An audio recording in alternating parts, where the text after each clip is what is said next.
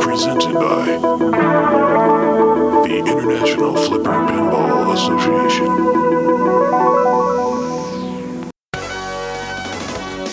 Hi, this is Adam. And this is Mark. Back again to watch some more exciting pinball videos. See by the big logo there, Mark, that we are going to be watching an IFPA, actually the National Championship, which is the culmination of the State Championship Series. Pretty interesting format. What, Adam, can you break down for people who may not know exactly how this tournament came together? So they took the rankings from the IFPA Whopper rankings, pinballrankings.com, and split it up by state. And all the players, the top 16 players from each state qualified for their state, and they had their own local tournaments. And in those tournaments, they, I see a map of Colorado where the finals are. During those tournaments, it was a format of best of 7, and where the higher seed gets to choose game or order, and then the loser from then on goes. And you played 4 rounds until you came up with the champion from each state. And each champion then was invited to Lyons Classic Pinball the week before the IFPA World Championships were held in Denver this year. And I believe they had 23 representatives from different states who won their state tournaments come play in the national finals. And I see we're staring here at Keith Elwin from Carlsbad, California, with a pretty incredible hat on his head. That's the reference to the Thing, John Carpenter movie. That was the remake, right? 80, yeah, 82, 80. I remember being scared shitless as a kid. It was one of fantastic movie.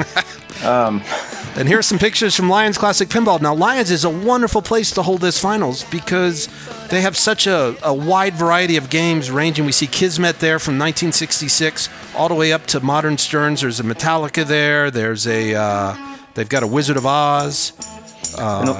Looks like we're fading up here to Salem, Massachusetts, which tells me the opponent for Keith in this match is a well-known player by the name of Bowen Kerins. That is correct. It's sort of a dream. There he is. Yeah. Sort of a dream matchup. There's a lot of great players around the world, but if you had asked, well, me personally, or probably almost anyone, if there were any 2 players you wanted to watch play a 7-game series, I would think, geez, Keith Elwin and Bowen Kerins, that would be a great match. And, you could throw Zach Sharp in there. You could throw Jorgen Engelbrektsson from Sweden in there.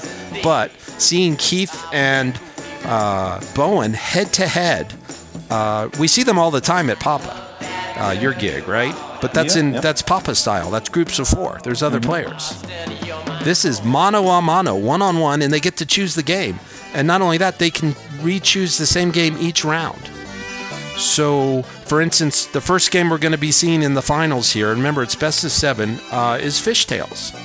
And Keith Elwin had chosen Fishtails every round up until here. So this is his 3rd or 4th time playing this Fishtails in this tournament. Fishtails is a great game. I believe this is created by Mark Ritchie, and there's a couple different strategies that you see people go for. You either can do the multi-ball, which I would say is a predominant strategy, or you could go alternate back and forth the 2 center ramps and then go for the monster fish and build that up. I would be shocked if anyone did anything in this matchup except go straight for multi-ball over and over and over, because there's so many points at the Super Jackpot, and both of these players are capable of doing it.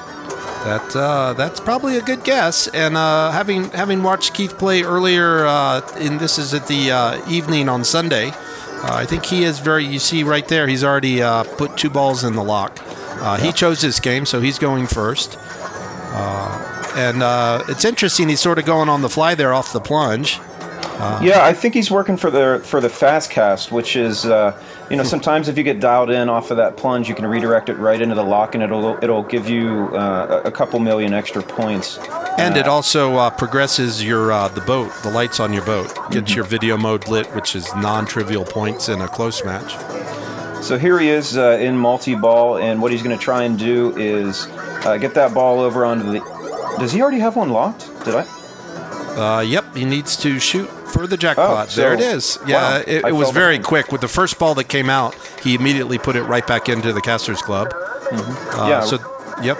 the flashing shot up on the right, he's going to try and park balls into there and then shoot the left orbit into the dead end saucer at the back of the game to score the jackpot.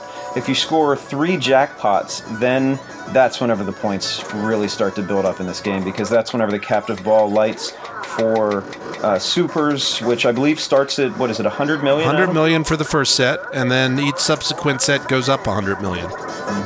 So right there, we've seen jackpot number 2, and you see the kick out, how controllable it is. Look, did you see how well he just did that? Boom, boom, 3 times. All right, the super's actually lit, the one you're talking about now. Yeah. You'll see the centered capture ball. The idea is that centered capture ball is generally a not difficult, but a dangerous shot. The hat's in the way there, but it looked like he saved it. Look at that. So he's hit 1 super. So for anyone who's not familiar with fishtails, it's not really that common to get to this to this point in the game, but apparently whenever Keith and Bowen get together, you do it within 35 seconds. It might be one of the quickest supers you'll ever see. We hadn't even finished explaining the rules, and Keith is already there. So, and he's knocked down the. Once you get 1 super, there's a target that protects the locks. But after you drop that target, it's now only 3 more shots to get back to multi-ball. One of the things that's crazy about this is if he gets back to this and cycles back through those jackpots, then the super jackpot is going to be 200 million. That's correct. Which just it throws the scoring in the game even further out of balance. For mere mortals, the other strategy that I mentioned at the beginning of the game of going back and forth on the ramps and playing for monster fish. First monster fish is 20 million, and then I think it goes up to 30 million. 30 and 40 is the max. Right. The highest. And that's like, 8 shots or something like that, just to keep going through for the monster fish. And at this point, I mean, who cares about that? Yeah, even the video mode, suddenly the 60 or 70 million you can get, and you'll see the big score on the back there instead of extra ball. That was worth an extra, 20 or 30 million. Big score, 20 million. So that was like a 50 million. But you're right. Everything sort of pales in comparison to those super jackpots. Yeah, I mean, if he cycles one through more this shot again, away to get to multi-ball. But, of course, you still have to make 3 jackpots, which is one of the harder things to do because you have to lock a ball back into the caster's club and then hit the spinner to the scoop. And so it requires really good control. But, Keith has been known to be pretty good at that control thing. So I'm seeing 2 things here that tell me this is going to be two pretty big scores. And one is that the feed out of the caster's club looks like it's fairly safe, and then the feed off of the dead bounce from the plunge looks like it's fairly safe. Yeah, it was interesting. Keith had just discovered that dead bounce, it looks like, because he was going on the fly earlier, and now that dead bounce to a trap is, let's see, is he going to get to an Elwin pose here? There it is. Cheeky backhand at the caster's club. And these are lightning flippers, right? They're a 1/4 inch shorter on each side. There's a 1/2 inch bigger gap.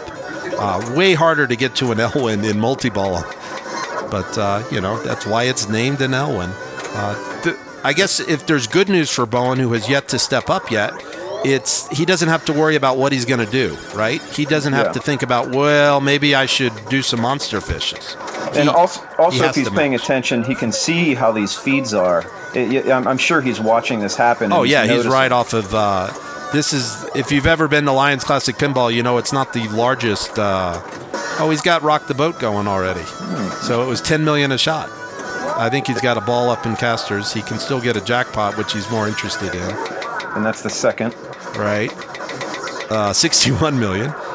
But he's out of multi-ball. He's now going to have to get back to multi-ball for the 3rd time to collect that next to light his second set of supers, if he can get there. Which he's gonna drop. There's the target of death that he drops, and now he's ready to lock some more. But so in Lyons, it's very there's a lot of games, but there's not a lot of space, and so this camera is directly above Keith, and the IFPA representatives are probably 2 feet to his right. I'm standing on a chair maybe 3 feet behind him, and Bowen's off to his left. There's a doorway right there, and so Bowen was paying attention and watching everything that's going on here. So unlike Papa, there are no overhead cams to sit down and leisurely watch your opponent. But like the old days in tournaments where you could kind of do a little hover and look over their shoulder and see what's going on. So I'm sure Bowen has definitely picked up on what's going on here. But so one of the things he's also doing, I'm going to assume that he's doing it on purpose, is advancing the captive ball awards. Which is the right orbit whenever it's flashing red and lit, then the boat, which is the center 2 ramps in the captive ball. There's a bunch of different awards listed there, and one of those is instant multi-ball. And it's the 4th one, but it's the 3rd one in tournament play because extra ball. I think isn't it after extra ball? Well, okay, he's into his 200 million supers. Oh, God, he's back to an Elwin. He's got all 3 balls in play, and every shot to the captured ball right now is 200 million. So I believe if he manages to lock one of those in the Casters Club, then these 200s will be doubled. I don't know if that's true, or he does. If it's true, I don't think that's true. No? I think that only doubles your regular jackpots, not the supers. He's still that capture. He's at $1 billion now on ball 1, 1.1 billion. Pretty good start.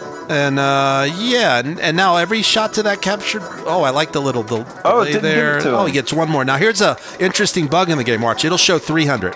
It'll show the super as being 300. It isn't. It's the graphics have progressed to the next level. Even that award was actually only a 200 million super. So we got 2 last minute 200 million supers to go from 1.1 up to 1.5 billion. So he's only, 40 monster fish ahead of Bowen. So 40 monster fish times 7 ramps. So if Bowen can just ramp out for 300 or 400 times, he could catch him with monster fish. This game was at a location near me when I was first learning how to play pinball. And I played it just every day for probably a year and a half, trying to just get into pinball and learn how to do it. And I remember after just months and months of playing, I took the grand champ down at like 270 million. And you were feeling pretty good. I mean, a couple hundred million in this game can be awesome sometimes. Yeah, drinks all around. It was a great day. What a schlub. He just let the ball drain or something. What happened there? He ran out of points. The game didn't have any left, so it was, his bonus is held too. 15 million. It's not a bonus game. So there's a 1.5 billion start to the National Championship Finals. I think it is safe to say that Keith is interested in this match. He's feeling pretty good. I know he doesn't get a chance to play Bowen head-to-head a lot, and this being the finals, I think both players were very excited and really enjoyed the competition of playing each other because, like I said, they don't get to play each other head-to-head that often. Sometimes at Pinball Expo, where we play finals head-to-head, they get a chance. But, that seeding is kind of random. These guys were the top 2 seeds in the state championships. So that's an odd decision for Bowen there. Yeah, I think Bowen just tried to live catch that. Yeah, he likes to live catch. Full stop. If you can live catch that plunge, you can put it into a fast catch under control if you do it quick enough, and B, you're guaranteed to have the ball on the flipper every time you need to restart. And the ball saver's only there at the start, so I think if you can do it, it's an excellent play. Keith found that the dead bounce was working, but that dead bounce, it can come and go, and it's not 100%. Although of course the live catch isn't either. I guess the reason I'm a little surprised by it is because Keith was doing the dead bounce so successfully, and Bowen was watching it, but he just chose not to go that route. So Bowen dead bounce right there, but Bowen seems to me, when I watch so much of him overhead, that he really will take the live catch over the dead bounce and almost any time. He's just more comfortable with it, I think. So there's ball save at the start of the first multi-ball.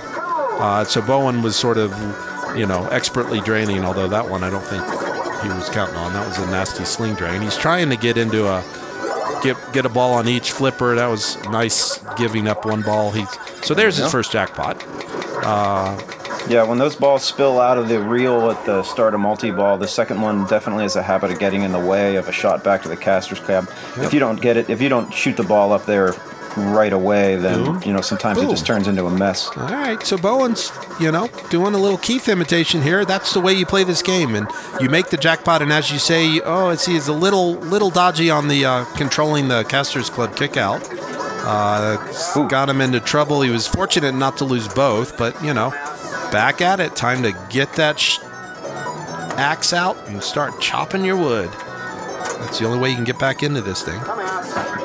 Yeah, he didn't get to his supers on the first time through, but, I mean, let's be honest, that's not normal. So he's sitting here with 2 jackpots, which is still a great start. I mean, in this particular match so far, you watch Keith get to, in this particular match, it's not the greatest, but in any normal match, you're feeling pretty good about 2 jackpots out of the way on ball 1. Bowen was pretty unlucky there. He drained off the death target to relight his locks.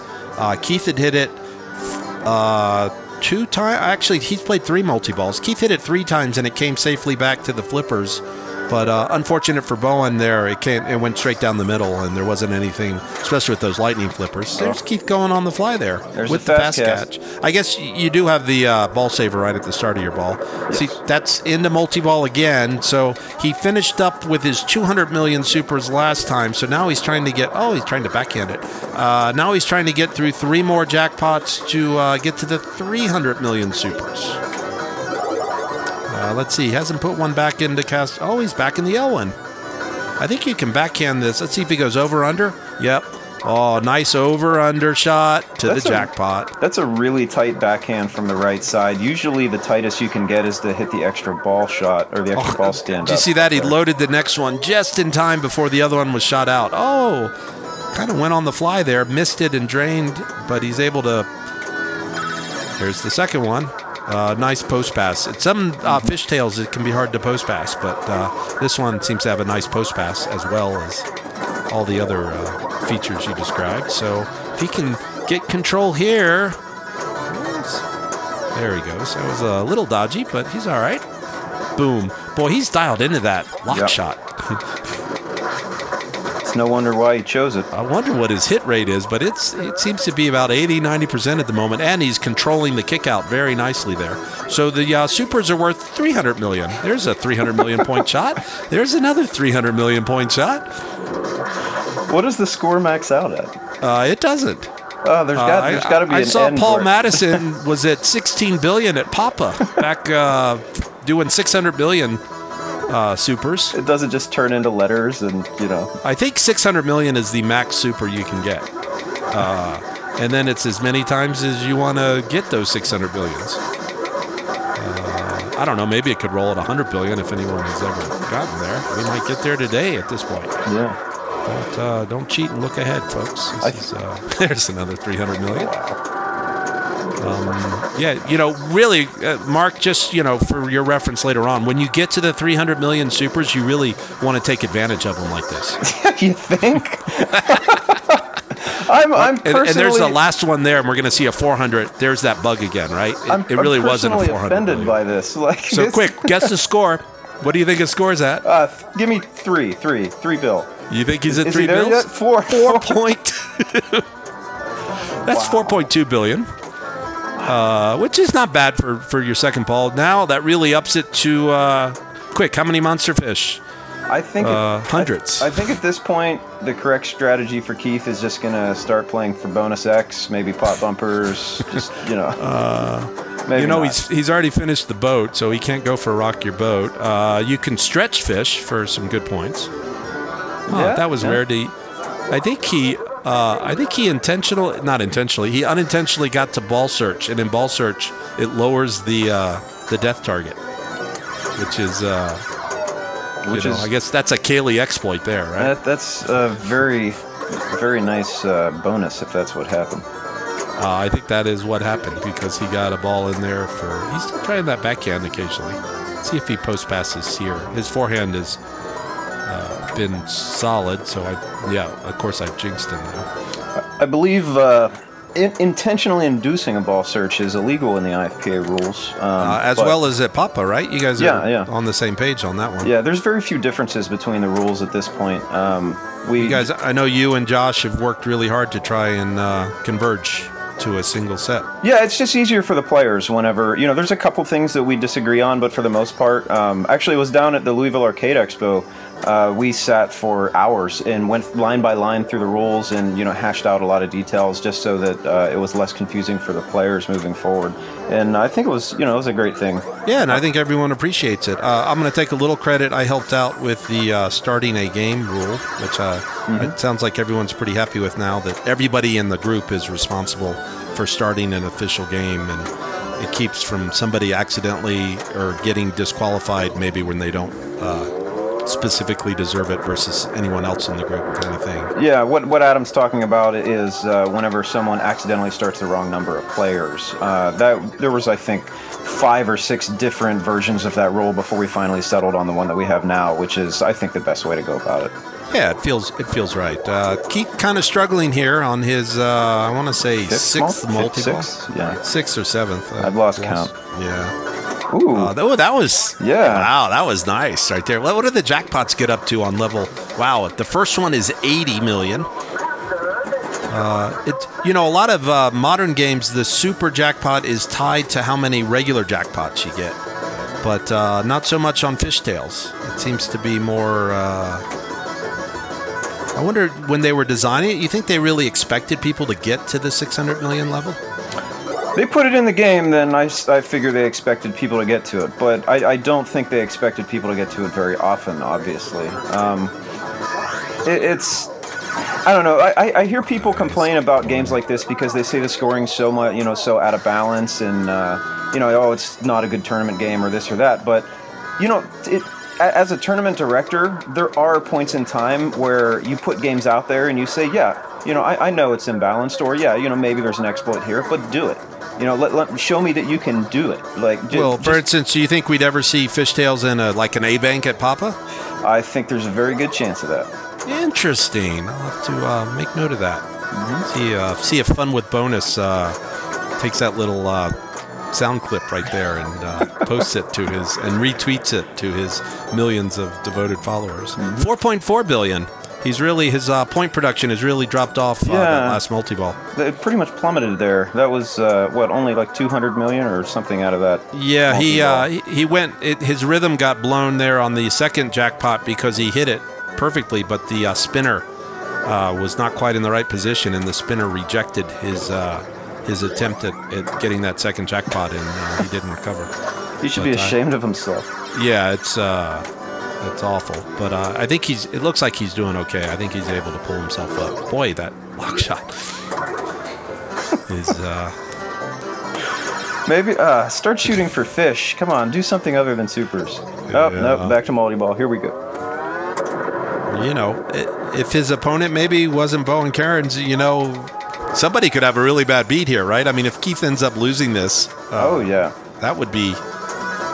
It probably doesn't happen just because I think everybody in the pinball world would have heard about it. If you get 4 or 5 billion and you lose, that's pretty big, right? I mean, that'd be like shooting a 60 in the British Open and losing to a 59 or something. Yeah, I mean, if there's anyone who could put it up, though, it's Bowen. For sure. Absolutely. Yeah. I mean, I'm immediately thinking of their back and forth on AC/DC at Expo in 2013.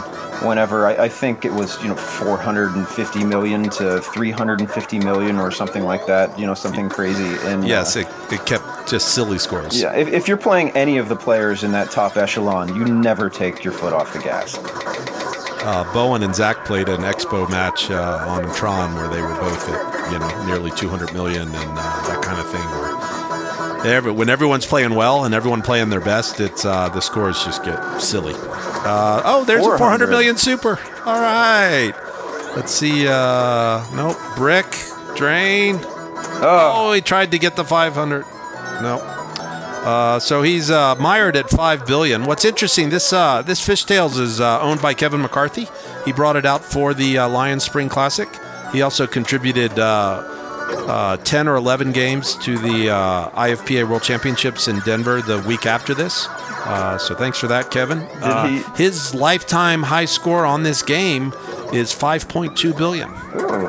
And I'm not sure. Kevin's a solid player here in Colorado, and I know that high score has been on there for a really long time. He was thrilled to have Keith and Bowen playing. He was actually watching this game as well in that little room, and he's eagerly awaiting to see whether Keith gets the grand champion or not at this point. That's one of the great things about whenever these guys play on, one of your home games or something like that, because inevitably they're going to put up a GC, and then you have something to shoot for the next 6 months. It's 6 months. It could be 10 years. Ignore the fact that whenever you finally beat it, that they did it in 3 tries. But yeah. It's whenever Keith visits Colorado, or Bowen for that matter, and they go to Lyons, and they play a game once or twice, and they put up a GC for the year on it. And I go every weekend, and it takes me sometimes many months to get a GC. It puts things in perspective. Keith trying to what's going on here? Taken. There's his. I think that I want to say that's his second for 100. Yeah, 80, 100. So the third will be 120. Oh no, he's already going. He's going for his 500 million. That's the first of the next series. Yeah. Oh, and he drained out. Tried to get a extra one there. So really, things have really dried up for him here. The snail going across the screen there is demonstrating really what's happened here. Well, he needs, another 57 million here for the Grand Champ? I'm sure that's on his mind heavily. Yeah, it's at 5.2 something. I don't remember what it was. So, and he's only on ball 2, so I'm sure he'll get it. But once again, Bowen needs to, and that's also the good thing. This is only the first game of the match, and it's a best of 7. And both these guys had played a lot of matches beforehand against some of the other great state champions. Jason Wardrick and Paul Madison were there. Young Atticus Palmer from Florida. Yeah, I know he won his first round. He was very excited. I forget, I don't have the bracket in front of me, who he lost to in the second round, but he played very well. And who else did we have? We had Timothy Street from Tennessee. Was Timothy in there as well? I believe so. The name's familiar. I think he was. I kind of remember both those guys being coming out for the state finals, and they were both thrilled to be there. And so it was really it was a really cool tournament. I know they're going to try. We did it at Lyons just because we knew everybody would be in town for the IFPA 11 the following week, and so it was convenient. And along with the Lyons Spring Classic as well, which was won by Jorgen Engelbrechtsen. All the Swedes came a week early and hung out in Lyons, and that was really cool. Jorgen Holm and Mats and Helena and all the rest of the crew. So, Adam, I have a question for you here. Sure. Have you ever had any discussions with Bowen or Keith about game choice in whenever they're, quote, driving the bus, why they pick what game they pick, or do you have any? Did you, whenever you were down there, talk to Keith about why he chose this game first? He chose this game first because he had just played it in the previous round, and he'd gotten over $1 billion on it, and he was very comfortable with all the rolls. As you saw, he could almost get it back into control every time between the light the jackpot, hit the jackpot, and he was sort of dialed into that center shot, and it really isn't that drainy for, as a captured ball in the center of the playfield with lightning flippers. So he just liked the way the game set up, and he was familiar with those shots having played it. It's interesting, he played it each round, and each round he got better. In the first round, I think he only got like 300 or 400 million.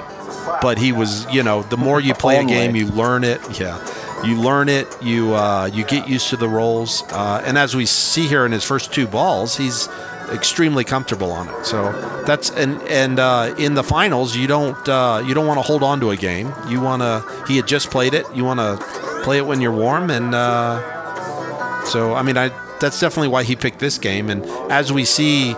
If Bowen is unable to come back, although he's in multi-ball now, and let's see if he can get to his first level of supers. Although at this point he's going to need 50 or so. Yeah, it's 100 million. Supers it's like not even the monster fish count. It's he needs 50, 100 million supers. That's a lot of captured ball. Do you happen to know if Bowen had played this game earlier in the day? I don't think he played it. So I think, and I think you could see that early in his first ball, he was sort of finding the shots, although it doesn't take Bowen very long to do it. No. So no, this was not on Bowen's list of games. And both those guys played more than just the 4 that they needed to play, right? If you only choose when you lose, if you beat your opponent's picking all the games. And sometimes they ended up finding a game they liked simply because their opponent picked it and they were able to win on it. No love with that captive ball there. I mean, he looks like he almost hit that 3 times and only gave it to him once. He got it once. He got a little power in lane there to keep the ball alive, but yeah, no, he still has a long way to go. Well, next time through, there are 200, as we've seen. Sure. So he'll only have to hit 25 of those to get back in this match and make Keith play Keith has to play his third ball anyway, his first player. So yeah, assuming Bowen doesn't come back here, although he certainly can, as we've said, Bowen would get the next pick, and it goes that way. It's interesting in these kind of matches. Sometimes you end up always losing your pick, but beating the guy on their pick, and a lot of times. Nice save. Oh, look at that! Only a double danger. That was a very nice. Yep. Saved it in the middle. There's the perfect time. I mean, there's really no reason not to shake it. No, you give it a go. There's nothing to lose. Bonus. I mean, he was risking what? 2 million, 3 million points in bonus, and he got what could have been the miraculous ball. You know, could have lasted another 20 minutes. So that was an excellent slide there. All right, so here we are on ball 3. I think Keith is interested in securing that GC and, you know, getting the 500 million supers. That would be fun. Let's see if he can get there. His next... Oh, no, he just drained. Big bonus. It's going to be close. I wonder if he gets it. It's going to be close. 5-2-1-1. Oh, no! All right. He missed the GC by... less than 4 million points. Kevin McCarthy's GC stand. It is. And if I don't know if the audio comes through, there's a funny, everybody groans, and there's this huge, it was a very funny moment to have such an enormous score and then to miss by just such a little amount. On 5 billion, his 4 million points is...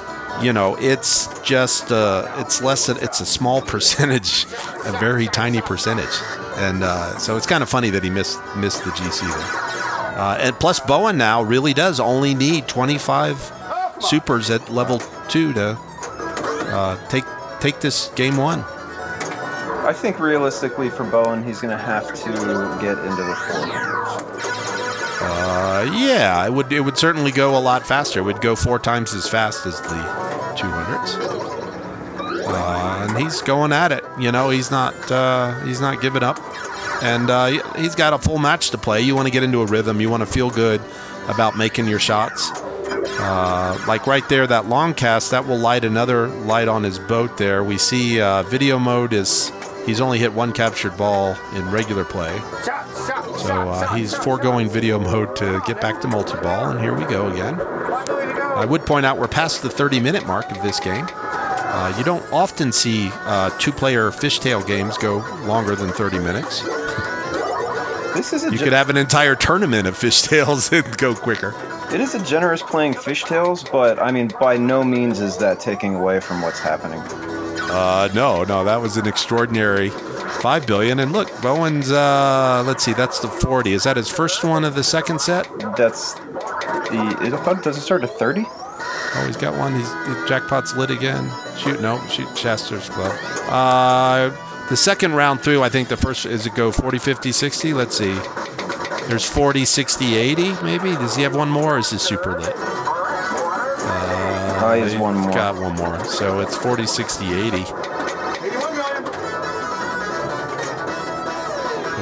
So right here, Bowen's trying to get into get all 3, but he was unlucky there. He's trying to cradle separate now. You can see he's getting a feel for he wants to just get that ball up the sling enough to not fire. He tries an over-under as well, but he's a little late there. Fishtails is similar to Funhouse in the multi-ball, and that sometimes the third ball just gets in the way.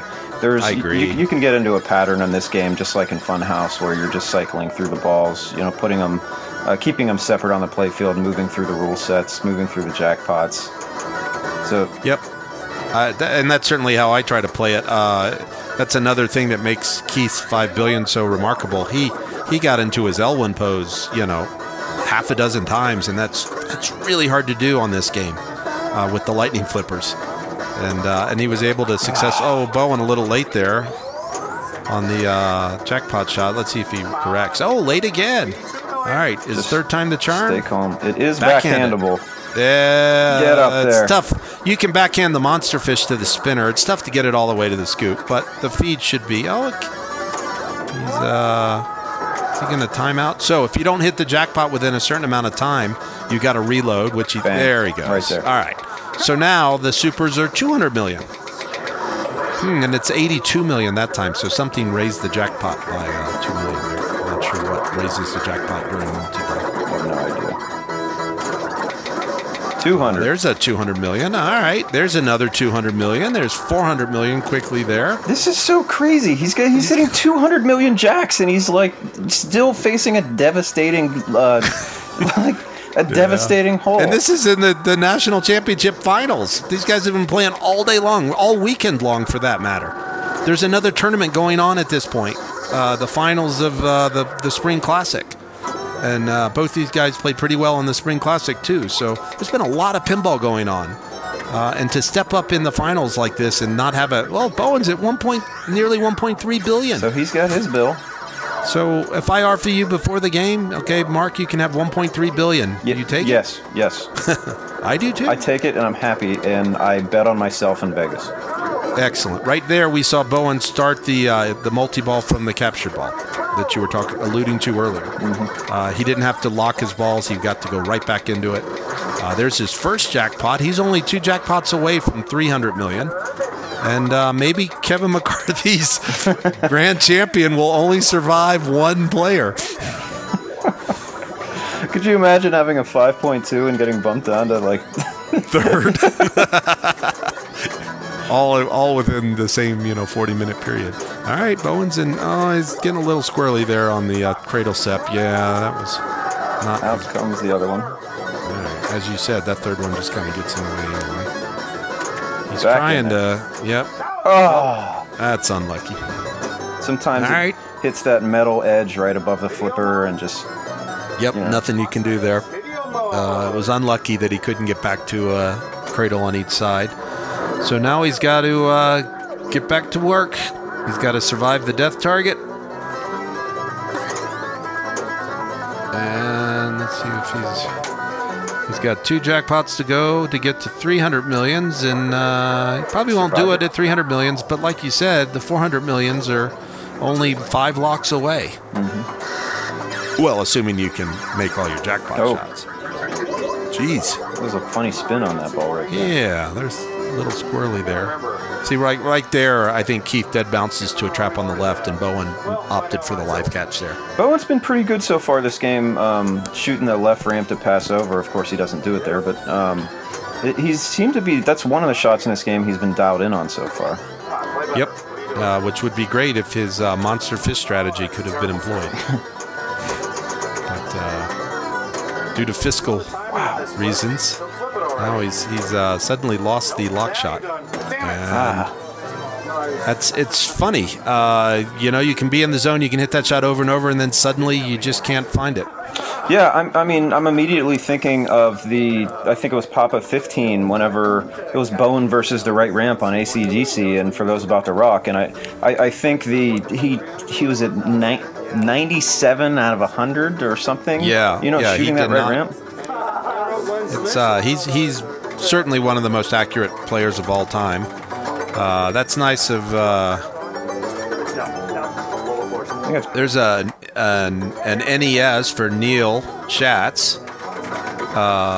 Bowen was putting in Keith's initials for Neil, and now he's putting in AJK for his son, Aaron. Is Aaron, yeah, that's his usual initials. So Keith scores 5.2 billion points and doesn't even get to enter his own initials. Yeah, that's all right. Everyone knows. I actually visited. I was over at the McCarthy's last weekend and played the fishtails. I was unable to knock NES off the #1 score, not the GC score. But NES, of course, Neil Schatz, one of the all-time greats. He's Bay Area. Yeah, Bay Area, great player. Doesn't travel too much anymore, but hopefully we get to see him. Still goes out on location and has influenced the play of almost anyone you talk to has whoever got the pleasure of competing against Neil and playing with Neil for fun. No one has a bad thing to say about the guy at all. So we very quickly, Bowen lost, so he gets to choose next game, and he has chosen my Wheel of Fortune. I believe Bowen, he owned 2 of these games at different points, I believe. Yeah, when he won back-to-back IFPAs back in the day, and you win a pinball machine as the grand prize, and he won a Wheel of Fortune. I think we joked after his second one that he also won another Wheel of Fortune, and I don't know if that was actually true or not, but Wheel of Fortune gets a lot of love and hate. This is mine. I own it. I love the game. They're playing a special ROM with a couple of differences from what you might see on your location wheel, if there is such a thing. It just balances the game out a little better. All the players, the trip is available on the second puzzle that you solve, rather than it being random. Bowen doing a very nice job keeping the ball out of the out lanes, which are... there's the... Yeah. Speaking of Neil, I would almost call that's almost shatzing the center. It was Neil who first pointed out when this game came out that you could do that, which is you don't flip at all on this game, and because it has that wide center post, it kind of hits that post. It's sort of like the Steinman pass on Stars. Works on Stars, Meteors. There's a bunch of games with the center post. This is the only modern game where you can do the Steinman Stars pass, as Bowen just demonstrated. The lower playfield on this game is fantastic. It's like you said, it's kind of a love-hate situation. Some people just loathe it, but I'm in the same group with you. I think it's fantastic. I love the fact that it challenges players in ways they're not expecting. They're going to have to utilize a different, set of flipper skills. They're going to have to worry about nudging, even in the out lanes, trying to and the irony there, right? Yeah, he has the lower free pass is lit, and it goes through the upper one, which on mine it never does, although when it was set up at Lyons, it did a bit more. We played this game in Pin Golf on the Friday night, and a lot of people were choosing it during the state finals. And I know Bowen had played this game at least a couple other times. And we see right there he started multi-ball. The first multi-ball is set to easy, which are the green flashing lights, and you hit any one of the green lights and it progresses you towards multi-ball. In multi-ball, you shoot a jackpot, and then you have to hit the contestant lights there up at the top. Once for the first jackpot and then twice for the next jackpot. You can get up to 4 of these.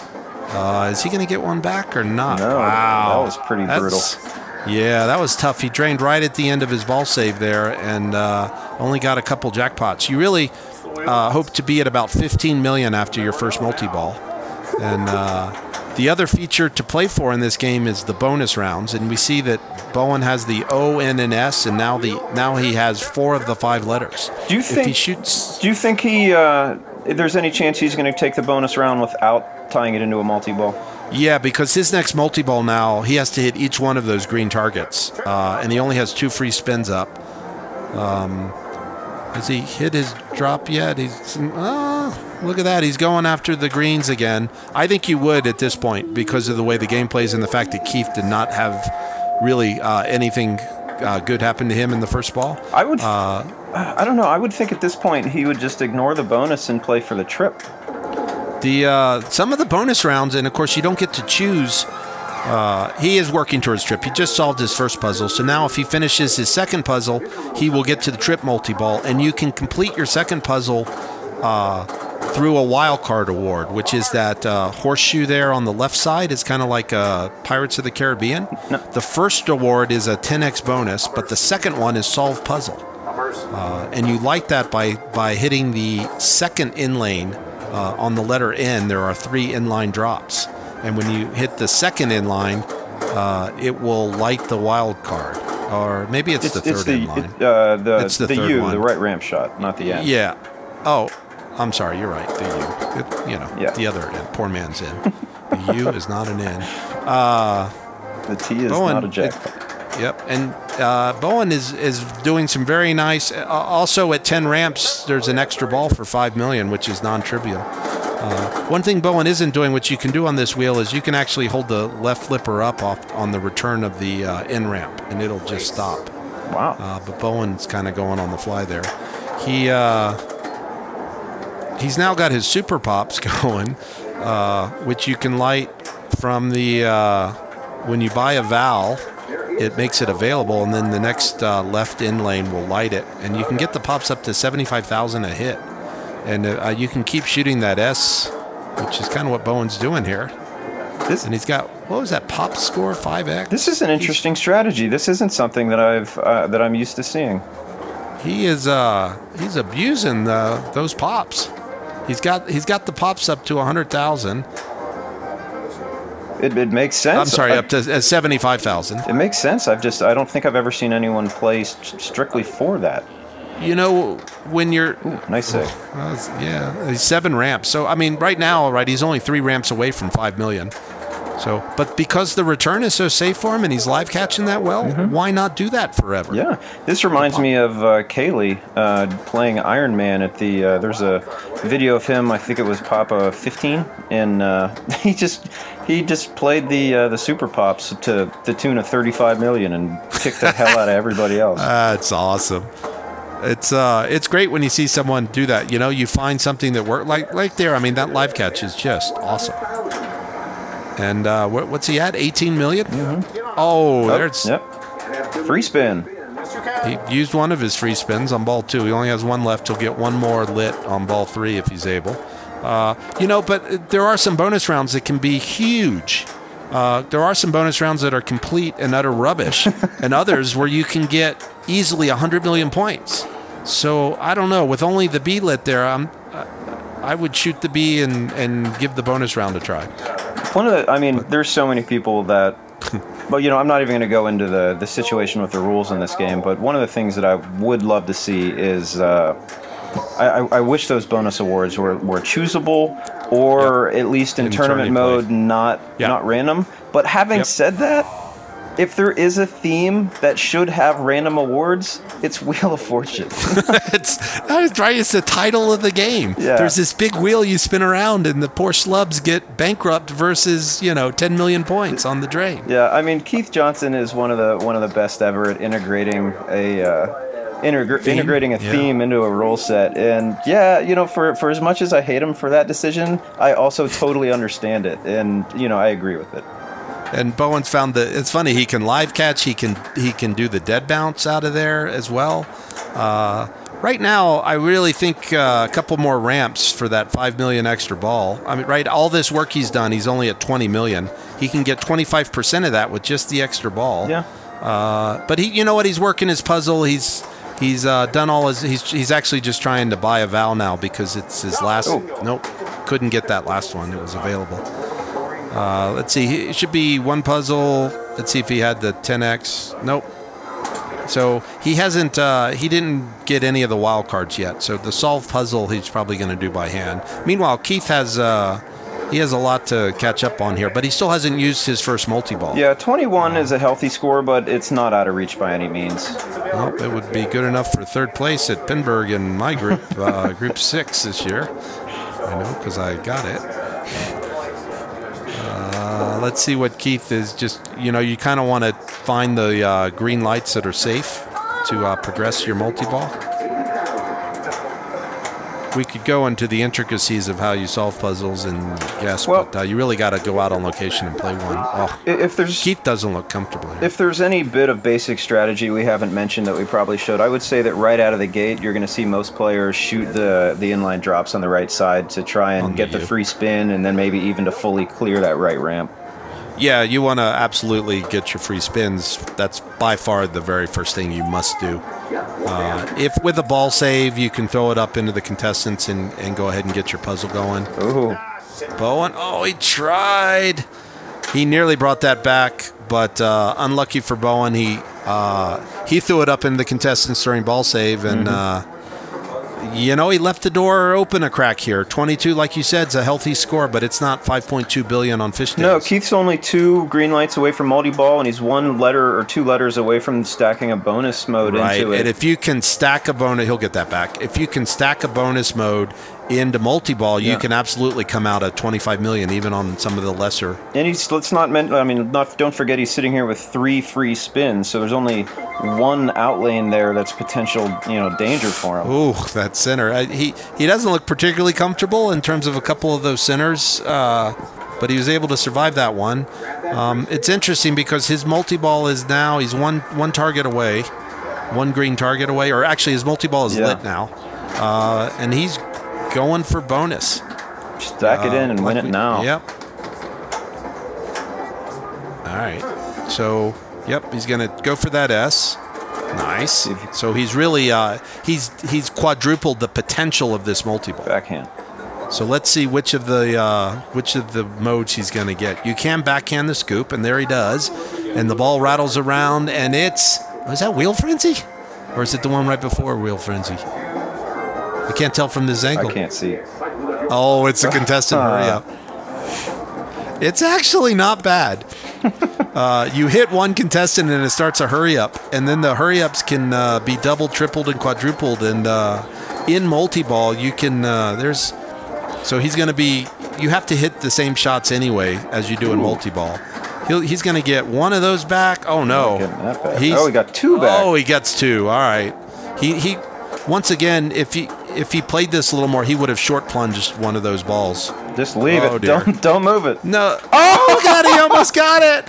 He tried to dribble it out, but you're right. You wanted to wait there because at least you could have picked up another jackpot with the 1 flipper. And you keep a ball alive surprisingly long with 1 flipper basically dead, holding a ball that's a dead ball sitting. I mean, there's so many dead bounces in this game as it is that just, I would have left it there, but I'm glad he did that because that was amazing.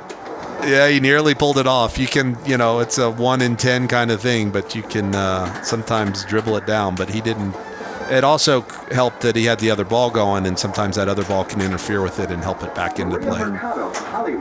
He did all right on his contestant hurry-up, but neither one really had a particularly good multi-ball. They both kind of drained right after their ball saves and never really got into a good rhythm with it. Let's see if he's going to go back to another bonus round. Is he going to try for his second puzzle? Let's see. Yeah, I think at this point, second puzzle, the trip multi-balls. It's probably the safest way to do it, especially if you use your wild card to solve the puzzle, second puzzle. You got to get that first one out of the way. And he's got all 4 free spins, so he's bulletproof unless he gets one goes right down the middle, or not and the middle. He's going to shake it out, onto the front street in Lyons before he lets it go down the middle. Yeah, he's looked a little dodgy on some of those center drains, but no, that dead bounce to a trap, he's quite happy with that. Looks like his solved puzzle is lit for puzzle 1. What's his score? Looks like 10 million. Yeah, so he's still. That 5 million extra ball would help him, but it's not going to get it done. So use book because at this point, if he was closer, he could just ramp out here to get that 5 million extra ball. All right, so he's on his second puzzle, and it's a big puzzle. See right there, he's shooting for the wild card. Yeah, definitely the way. Because he wants to solve that puppy in one shot, not 30 shots. It's a little late on it. Let's see if he's able to survive long enough to. All right, there's one of his free spins. Yeah, there he goes for the short plunge. Gives you another try on the flipper. Boom. Nearly. It's a tight shot. Oh, tried to go on the fly. All right. Let's see if he's learned. Yeah, he's looking at it. Boom. Nope. Now he was a little early. So. For as dialed in as Keith was on Fishtails, the geometry of this game's a little bit different, and that's kind of an unusual shot. It's not the left ramp or the left orbit that he's been shooting so well all game. There, he finally got it. One for the 10x. Now he's got to shoot the next one to light to solve his puzzle. If he makes this left shot, his trip multi-ball will be lit on the scoop, and he could very easily catch Bowen here. But he's nearly relit his regular multi-ball too. He only has the 2 lights next to his. Ooh, that was He's just trying to get control here. He hasn't been in control for a while. All right, here he is. All right. Let's see if he can make that shot. Yep. There it is. So trip is lit. If he can hit that scoop, he's going to come back. It's like, settle. All right. Backhand. Now he's made the backhand to start his last multi-ball. Let's see if... Nope. It's just a bit early. Got to go high. The one that wasn't lit. Oh, and you remember earlier in the game, it went high when he had it lit low, and now it's gone low when he had it lit high. And he had 3 of the 4 lit. 3 free spins lit. There were an awful lot of outs there. And right there. It's 5. Oh, wow. Bowen survives the game, but Keith was right there. I mean, right 3. How many shots did he have to start that multi-ball to probably pass Bowen with the trip? I mean, if he nails that backhand, it's over. Yeah, I think that's probably true. And to go up 2-0 on the match. But that's not what happened. So you know what? Good on Bowen for doing what he had to do and feeding it into the pops as long as he did, just to get to grind out those points because they mattered. And we are looking at one of the coolest dudes from the 1980s, I guess. I was going to say the 1970s. He's got more of a 1970s vibe. I'm more interested in the So band. Keith has picked Skateball. Yeah, this is one of Keith's favorites. This is a pretty interesting ballad from, 1980? Yeah, it's right around. It's right there at 80 or 81. Keith immediately, he's going after the 5 drops. Oh, actually, you know what? There's a Skateball tutorial that Bowen just put out on your wonderful site, right? Yeah, we just did a tutorial on Skateball, and the basic tournament strategy is you have to drop the skate targets on the left side of the game, those 5 drops that Keith's aiming for, in order to build the value of the scoop. Yeah, build up the value of the scoop on the right, and depending on what the setting is, you can collect it multiple times, or sometimes it'll reset. And I do know, interestingly, that I think you want to hit you want to drop the skate targets, I think, twice. To get to the 100. To get to the 100, but then not drop them again. Sure, because then it lights extra ball, but extra balls are turned off here, and it resets it back to 20,000. Yes. So right there, Keith now has a scoop lit at 50. Let's see what he does. He's going to hold it up and probably see what it does. Ooh, and dangerous. It's a little dodgy there going to the in lane that is an out lane. Yeah, I would. But it's a good start. I would be surprised if I saw him hold it up again. The comment Keith made there when that ball drained is, the ball can't even fit down there. He drained out the tiny little right out lane. But he does have his 50,000. He survived his first 5 drops. I was going to tell, you explained it, I was going to tell people if they didn't know how to play Skateball to just go to the papa.org site and watch that. We'll just watch these guys play. Bowen's going to be doing the same thing. I can also tell by the way the ball went up the right in lane and stopped that whoever set this game up made a real nice modification and snipped the you inlane snip the B switch. Otherwise, you can nibble the B back and forth without. You can max your bonus without putting the ball in jeopardy. There are very few unsnipped. We call it it's another Steve Bowden. Your Skateball has to be circumcised to be played. And if you're playing a Skateball that's uncircumcised, then the game can get really dirty and really long. Yes. Because you can back to Skateball. Yeah. All right. Alrighty. So this is really an important game, right? It's 1-1 now. Bowen has essentially erased that $5 billion effort from Keith on his first game, and they're right back in it. And Keith dropped his first set, but Bowen answered, and Bowen's only 1 target away from lighting the 100,000 and taking. Arguably, he's trying to bump out, and it's interesting when he talked about this game being set up. This game actually wasn't set up. It had only just arrived to Lyons recently, and it really wasn't going to be used. It wasn't used in the pin golf, and I didn't think anyone would pick it. It had only been played once before, and extra balls were still on, and it would have played forever. Thankfully, we got extra balls turned off, but none of the other settings. That's an unusual drain there from Bowen. Just sort of, I don't want to say pilot error, but sort of an unexpected bounce off that flipper, I think. Yeah, sometimes you get funny spin and you just get burned by it. There's nothing you can do. One thing that I do want to mention is Bowen immediately shifted away from just holding up that upper right flipper and using it as a guide, and instead started doing a drop catch, or basically a drop catch down to the left flipper. See if Keith does the same thing. Let's see what Keith does. Nope. He doesn't seem too worried about that. There's, with his nudging skills, and there was not a very tight tilt here. There are some lights out on this game. I think one of the 3 bonus collect arrows. That is dangerous. Is actually out. I'm really surprised he's just rolling with that. That's pretty dangerous. Dangerous. Well, it hasn't been a clean feed to anything with that out lane yet. Yeah, no, I agree. But he's so familiar with every angle on this game. You talked about being sort of, he was going for the last drop, the 100,000 saucer drop there. Let's see, he should be able to hit it from the cradle. Oh, a little late. Do you get ballied on that, or? Let's see if he post passes here. Nope, we go ahead and take his 50 to transfer. Boom. All right, so now he's got the 100,000 money scoop, which you would want to hit as many times as you possibly can and never do anything else. Bowen has, with he's only 2 targets away from losing it. An alley, you can, that's the downside of circumcising your machine, is that you can then post pass on it. Whereas if that switch wasn't cut, you wouldn't be able to post pass. But you can do an alley pass here, works very well, and although that post pass is very nice, you can't do that on an uncircumcised game. I'll just say that. Don't get to say that very often. All right, let's see the in lane out. Oh, lovely. Just a nice little wiggle there. It's not the tiltiest game at Lyons this afternoon, as the players were starting to discover. He let that one go a little earlier. He didn't hold it up the whole way. Right there. He's lit the extra ball. So we can collect the 100,000 one more time, and then it'll reset. Yep. That's correct. And so that's not really what he wanted to do.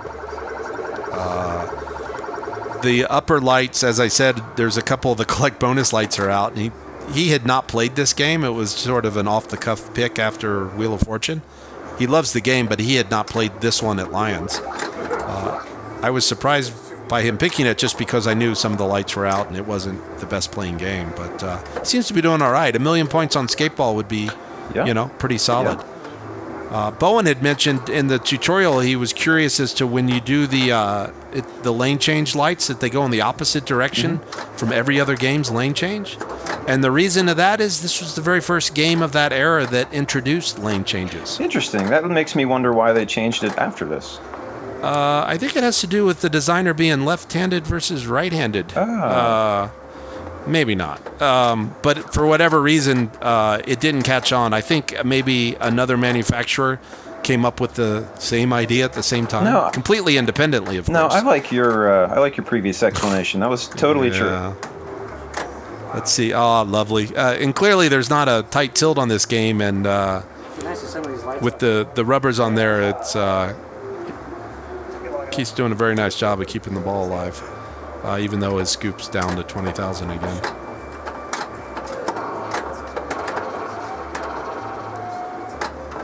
$1 million on Skateball, and Bowen's is that 340 or 390?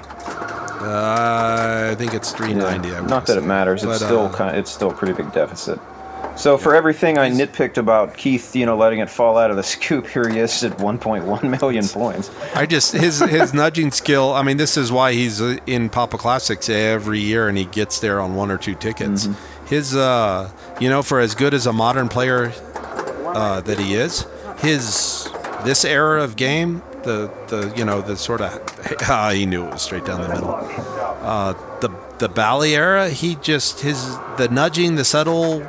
Flipper skills, the dead bouncing, it's he's a master of all errors, really. That ball that just was kind of floating and went down the middle, I've seen a lot of players just give up on that and let it go and just basically say it's hopeless, I'm going to take my bonus. One player, Andy Rosa, I've seen him shake. Slap. Well, no, he doesn't slap. I've seen him shake right. the game real quickly. Ahead of time? Yeah, as it's going wiggle? up, just to try and change the trajectory of the ball. And I've seen him do it successfully and alter their trajectory, and it's something that I personally never think about, but every time I watch him do it, it amazes me that more people haven't caught on and tried to do that. Yeah, you know, I have tried to do that. You're right. Do you have any, do you think you have any footage of it? Yeah, can you remember a time where, do we have that on tape? Wow, that's a rough drain for Bowen there. They've each lost one down that side. No, the time that I'm thinking of specifically where it was at the Pittsburgh Pinball Open where we didn't have the camera set up. Oh, that's too bad. Yeah, and he was doing it all day, and it was, you know, it was an eye-opening thing. It was one of those times whenever you see a player do something where it's like, oh, okay, you changed the game a little bit by doing that. Andy does a lot of that. The Sharps do too. Like you just flip really hard, and just the vibration of the flipping can change some of the physics of what's going on between the ball and the table at that point. Yeah, you see a lot of people. Brian Shepard, I know, will, if the ball's rolling to the tip of the flipper, will hit it a lot just to try and deaden it. Because what you're trying to do is alter lateral momentum from the ball and turn it into vertical momentum by, just making it go up and down just a little bit, almost even imperceptibly, and it'll cause the ball to stop as it's rolling to the tip of the flipper. And it's a very similar concept with what Andy does, just trying to shake those floaters off of their trajectory. Yep. Keith has his, he's at nearly 50,000 in bonus. Oh, that's kind of a reflex shot, but the death targets in the front there that Bowen warns us about in the tutorial, they sort of snake bit Keith there. He's going to be disappointed, especially with that big bonus. He would want to have gotten his multiplier up and maybe even gone for a collect with the mysterious unlit arrows that which the lights are out. You want to shoot the lit one, or you want to shoot the unlit one that would be lit were the light working. All right, so he's kind of left the door open here. Bowen's got the scoop lit for 100,000. Bowen's at 480. He needs 11 scoops. Actually, I'd say 10 scoops with the other points involved. I think 10 scoops would do it for Bowen here. Yeah, and he was getting a really nice feed down to the left flipper, so I definitely have faith that this is possible. All right, he wants to get it on the flipper first. There it is. He's got that. Yeah, that's working pretty well. Let's see what he does here. He does the little. He dropped it a little late. A little late on that one. Trying to see, like right there. He's a live catcher. That's a dead bounce, and my brain's screaming dead bounce there. I like that decision making though. Yeah. Right into the sling. But these slings are not that bad. All right, so he's doing the hundreds now. He's up to he's right at 800, but it's really there. It is. So he has 7 more to go. That's the one he wants. He's being very patient here, and he left the door open for Keith in the last game, and Keith was one shot away from catching him. Let's see if he's able to actually catch Keith here when Keith has left the door open a little. And that's the beauty of the head-to-head match. You get these sort of little, inside the match kind of moments. Can I point out that we're 3 games into this and there hasn't been a dud yet? Every single game has been good. Isn't this awesome? It's when you have arguably the 2 best players in the world playing each other at a location that has games from all eras and generally set up really nicely. It's kind of what you would expect. But sometimes you get disappointed. Sometimes you can be disappointed. But that's an excellent point, Mark. This game is as awesome as I thought it would be. I want them to play a best of 200 series at Papa, and I want you guys to carry around a camera and just only if it's all on do it over. And no one can sleep, so they got to be up for like 2 weeks. It becomes like Big Brother, Europe. He's chipping away. How many here. more does he have? He has more. 3 more to go. 4 more. Yeah, I think 4. It's a little squirrely, but at the same time, he hasn't been. I think he's going to do it. He's dialed in. That shot's dialed in. It's methodic. He's working through this. But it's funny thing about pinball, right? It gets a little. Bowen likes to trick himself, thinking that he has 3 more when he only has 2 more left. But you can't. Ooh, look at that! Is the plump up on? See, if he had done that on ball 1, he had to do that, right? That was the desperation. The ball was going down. Oh, yeah, do that or you lose. I mean, I don't. All the Andy wiggling in the world wouldn't have brought that one. No, back. I don't fault the move at all. I'm shocked that it didn't tilt. Yeah, there was no plumb bob. Thankfully, they didn't discover it till player 2 ball. All right, so Bowen is, I want to say 1 away. Yeah. Or does he end up a little short? He needs 2. He's just a tiny bit short. I don't know where he's at in bonus. Oh, why did he let that one go? Oh, look at the save. You got to go back and slow that in slow motion. That was awesome. Right there, he could have let it come down to a live catch, but he got into jail, and that's what beat him on ball 2. And he wiggled it out. Oh, look at that! He wiggled that back in powder style. Okay, so all right, he might even have it at bonus right now. No, he doesn't have any bonus, but he's one shot away. Oh no! Does he have it in bonus? No, I think he was just short. Is he? What? Yeah, he's short. Is he? Yep. He missed it by 20,000. I want to say 17,000. Oh, man, all that hard work, all those scoops, all that excellent, and that incredible save on the outlane there with the wiggle and then the slide save without tilting. And that's unfair. That sucks. That's tournament. Isn't that rough? And it's kind of, but it's very similar to Keith missing the scoop to start his trip multi-ball on the game before. Yeah. So as excellent as this match, like you said, there hasn't been a dud. I'm also very surprised that 3 games in, neither one of these guys as player 2 has been able to come back when the score wasn't 5.2 billion. Wow, rip-off. Bowen immediately goes to No Good Gophers, a game rarely seen in tournaments, but often played at Lyons Classic Pinball. So this one of the reasons you don't see this game in tournaments is because people complain about the software. Look. The first, how did he get he was awarded ripoff on his first hole. Yeah. That's, it's like, no, don't be penalized. Have a free multi-ball here. I would point out that this No Good Gophers, it plays pretty nice, but recently they put super bands on there, and they're green super bands, and they are wonky as anyone's. They're just. It doesn't look wonky right now. Bowen had played this in previous rounds and he loves the game and is comfortable. But if you had not played this No Good Gophers, it would take you a few games to get used to it. It would be funny to film people playing it for the first time, like pros, because of the wonkiness of those flippers. I've played a lot of games with super bands on them, and I've talked to a lot of different players, and I got to be honest, they don't bother me at all. Don't get me started. Well, I mean, but you're behind the booth too much now. You haven't been out there in the trenches. We got to set all those games up. I mean, it takes a long time to get the games tournament ready. All I'm saying is that the difference between traditional rubbers and super bands, in my opinion, is way smaller than traditional rubbers in those really soft normal rubbers that were out, I think, 2 or 3 years ago, or even I think you can still buy them from some distributors now. Like the colored rubbers. Yeah. I don't know. I mean, Mark, I could agree with you, but we'd both be wrong. Fair enough. So anyway, here's Keith. We'll talk a little bit more about it. The places where the place that I think gets underplayed a lot, and that you can dead bounce and the live catch becomes dodgier. The weird thing is the grippiness of it, that you make a shot that your brain tells you you're shooting it one way and the ball comes off the flipper in a totally different way. I don't think Keith was expecting that right there. That was a bit of a pilot error. He's not looking comfortable at all in this. He doesn't like the game. I think it was a great pick from Bowen because Bowen had played it and loves the game, and it's not one of Keith's games I think he particularly likes. I'm going to get that one back. It's just sometimes when you're shooting and the ball just goes entirely where you don't expect it to. That's the part that I think is underplayed a lot about the super bands. With regular rubbers, that's never an issue.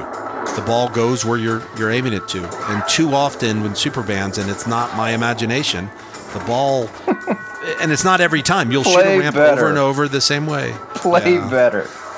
Yeah, absolutely. Well, Bowen needs to lock better. What was that, third try the charm? Yeah, that lock kind of reads. So why don't you give a basic breakdown of the rules of No Good Gophers? It's mostly you want to get to multi-ball, and what you do is you shoot the center ramp to raise up one of the Gophers, and then you hit a Gopher down to lock, which is a dangerous shot to lock up the first lock and the second lock, and then you go to multi-ball, and the jackpot's worth $3.5 million, and the super's worth $7 million, which is a lot more points than most anything else you can do in the game. There's lots of other things you can do in the game, but really when you're playing tourney, you're just going after multi-ball. Keith is yet to get the ball in the flipper. He needs to shoot a center shot just to bring the Gopher up to get his first lock lift. One of the things I love about No Good Gophers is that it forces you to play the entire game. I like games that don't allow me to just focus on one thing and do it repeatedly. Like we just watched Skateball, and it was basically just shooting the saucer over and over and over. If you're playing through all the different holes in this game and actually progressing through the course, it makes you shoot everything, and I think that's I enjoy it. I have one, and I enjoy playing it. It's a very enjoyable game. There's tons of things to do on it. Right here, he has all his drives. This is he started the kart mode, which can be incredibly lucrative. In fact, there's a bug. If you can get the value up over $1 million and start it, you can get billions from it. But when you're playing in tournament mode, I think that the jackpot and the super sort of outpace all the rest of it, and it's the only viable thing to do. So for anyone who isn't familiar with the game, why don't you explain how the hole-in-one works? So it's hard to see from the overhead. You kind of need to see the game if you're unfamiliar with it, but there's what they call a slam ramp. That ramp in the center there is actually hovering above the playfield, and it comes down, and you try and shoot the ball up that ramp to an air ball into the hole-in-one shot, which is at the very top of the screen there. The little red thing. Yep, and we better talk quickly because they're already on ball 3. Neither one has played multi-ball. Yeah. Looks like Bowen's trying to short plunge here to get it safely onto the flipper. It hasn't hit a switch yet, so he's pre-switched. He just wants his multi-ball is ready to go if he shoots it in the scoop there. So there, that will start multi-ball. So now there's going to be a ball fed to the top upper flipper. It's a Lawler game, so there's a third flipper there. He's going to want to shoot the side ramp for the jackpot. There it is. Boom. Nice shot. And now up to the slam ramp, into that. Oh, he just missed the super. He just missed the super again. The right ramp relights the regular. You don't have to collect the super to relight. The next regular is up to $4.5 million, which is nothing to sneeze at. Here it comes. Boom. There's a $4.5 million. Now the super's worth $9 million. It's basically double if you can get it.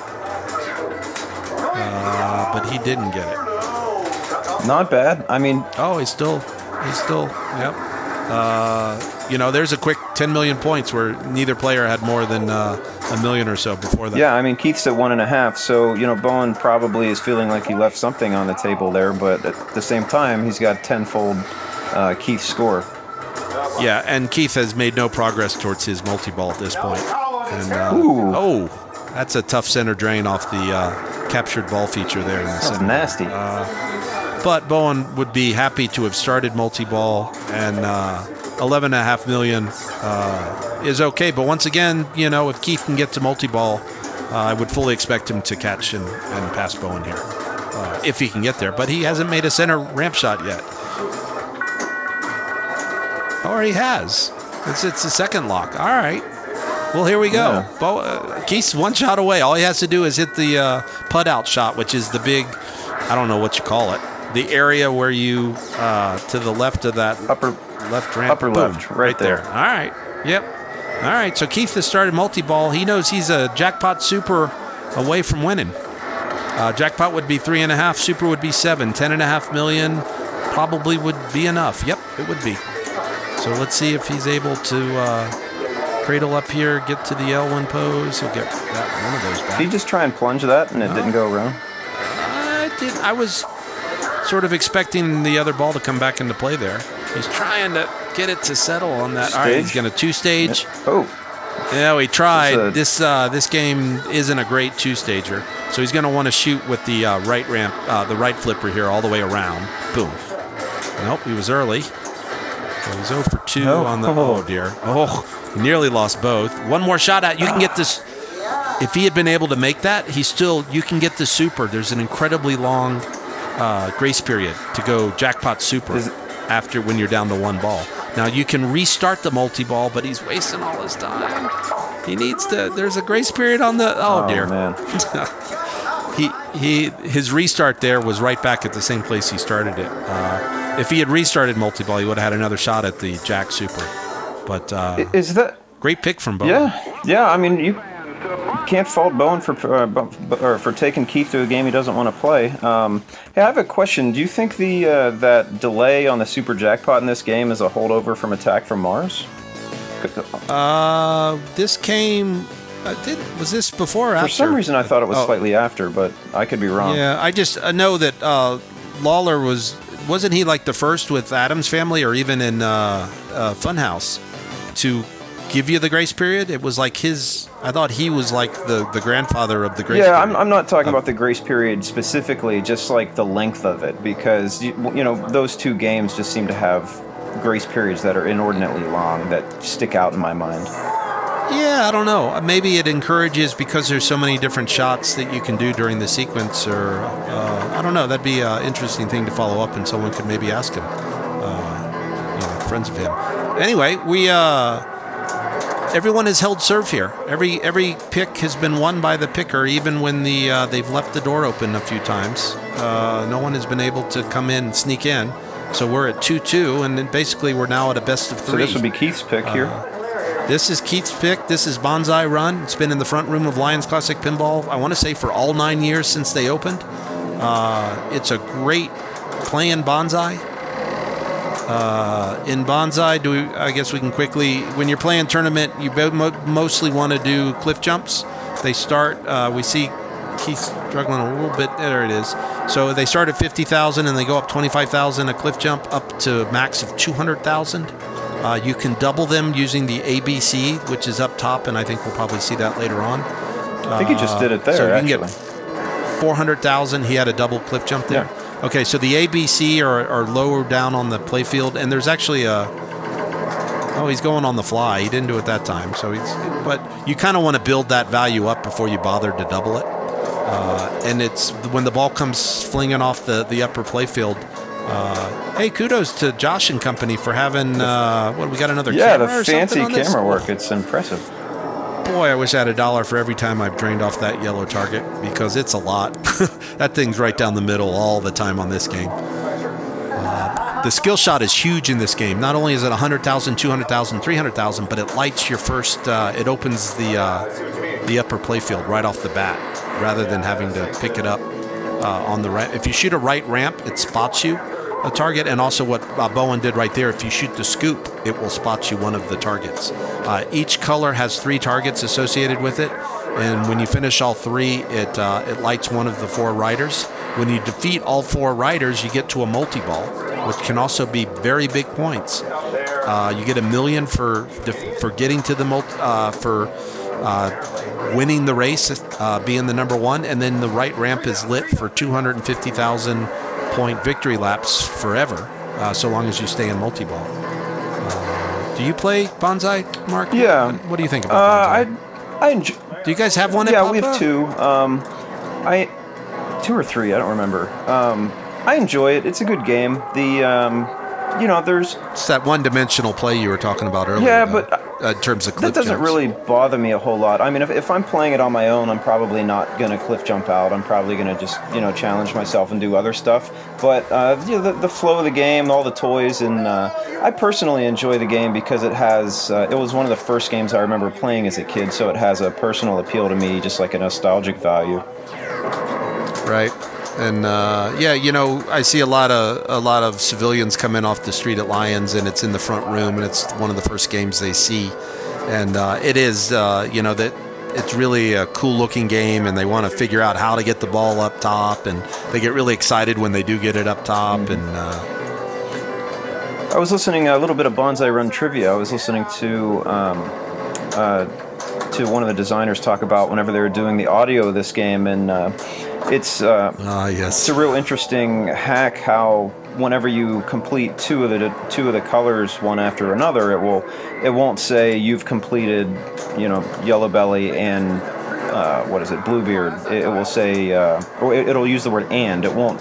And yes. That word "and" actually is just a cut from the word "Welcome Race Fans" at the beginning of the game. So they can reuse the same little snippet. They didn't have to... The ROM was out of space, so they had to find the word "and" somewhere, and it came from the opening quote. As a programmer, I always, the very first time I heard that, it was like, wow, that is such excellent detail. It's sort of it's akin to checking the size of your variables that when you have one, you use the singular, and then you go to the trouble of adding the S for multiple, as opposed to some websites and other places where you will see, one players, and it's like, one players? What is that, So it's impeccable. And the music, and I think, once again, you guys have a tutorial on this one. Bowen has played it, and it's a great experience to play. And when you talk about pinball being the full package, this would be one of those games. Yeah. I think. Is this Brian Eddy sounds, or not Brian Eddy? Chris Granner sounds. I don't know. I don't know the music guys. I think it is. It has good music in it. Oh, the music is awesome. When you get to multi-ball, that's a bit of a, I don't want to say it was pilot error, but it was a little unexpected off the top of that sling. And Bowen did better work there than Keith, so I'd say Bowen is in better shape right now after the first ball.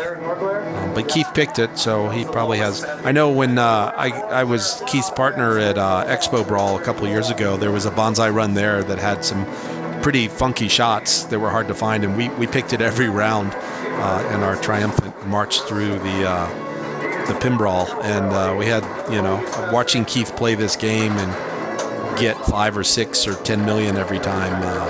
I think it's definitely one of the games he enjoys playing. He had the high score at Lyons for many years when he played it once when he was here for the Spring Classic a few years ago. It was something like 32 million. I was able to finally beat that high score after 6 or 7 years of trying. That's a lot of cliff jumps. 36 million I got to, and it took a couple hours. I got in trouble because Escher was late coming home that Sunday night. So don't count Keith out yet. That's all I was trying to say there. It'd be interesting to see. The thing that Keith would do a lot is he would not shy away from multi-ball rather than just always cliff jumping. Because those victory laps can get so beefy, multi-ball is a perfectly viable option in this game. He's struggling a bit with the finding. Yeah, if there's one shot in this game that you want to have be dialed in, it's that one right there, that flashing red arrow in the upper left. And it's wide open, and you can't imagine how you miss it. But boy, that shot can elude you sometimes. This is excellent camera work, the way we get to see the upper. I'm very impressed. Looks like he's going for the ABC here. No, he's not. Never mind. Yeah, he still hasn't finished. You can't see red belly yet. He's struggling a bit on the upper plate, on the upper flipper. Most bonsais, you can hold the flipper up at both stages and get it to a trap, and that's true on this one as well. That captured ball, sometimes it'll go right back in, and sometimes it'll go off. It'll go down the right out lane too. So you never know where that thing's going to go. You get the freestyle eventually, so that it kind of forces you to multi-ball eventually. So, nope, he's gone ahead and lit his lock here, and so he's going to lock one ball now. Now it's a 2-ball multi-ball. The second ball will be plunged into play, and you can get a skill shot off of it for the points. But you need to put one ball into the scoop there, in between the pop bumpers, and then go back up top with the other ball. And instead of doing a cliff jump, you have to there's a captured ball up top that you never shoot for, except when you're in multi-ball. Wow, that was quick. We're going to do a backhand now to go for rank 1. That's a great light show. Yep. Gets pretty exciting. Now, when you're playing in the arcade, you want to get the ABC there because it'll also light extra ball. Oh, a little quick there. He missed it on his first try. Let's see. Sometimes it can take 2 or 3 tries. It seems like that feed coming out of the upper play field is pretty consistent. So yeah, it's eminently controllable. Occasionally, it'll inverse shats out in lane to out lane, but for the most part, if you drop catch properly or live catch, you can get it back every time. So here we are. It's his second time up. Let's see if he goes a little later to that captured ball.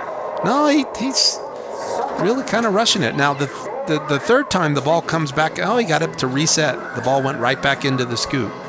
So he's going to go back up top here. Oh. It's pretty fortunate having that ball come out and bounce right back into the saucer like that. Yes, absolutely. But he's struggling a little bit. Got the backhand. All right. So let's see if 3 time is the charm. And remember, this is a 1,000,000-point shot, so it's a big shot. He's now struggling a little bit on the bottom, but he's all right. Let's see if he holds up here. All right. Thinking about it this time. Boom. All right. So if you get the ball back on that flipper, you can still get credit for a cliff jump here. Great light rather show. than have it fall through the Such hole a good light show in this game. Great attention to and detail. now the music is, yep, everything about it is awesome. So now you want to shoot that right ramp. There's the or have the ball. There it over is. and out that you were talking about. Boy, that could have cost him, 3 or 4 million. Oh, wow. Pretty unusual double drain there from Mr. Keith. Got his million though. Yeah, 3 million's a solid score. Bowen's going to have to get his cliff jumps up and make some shots, certainly. But that's not. Keith's going to be very disappointed with that multi-ball.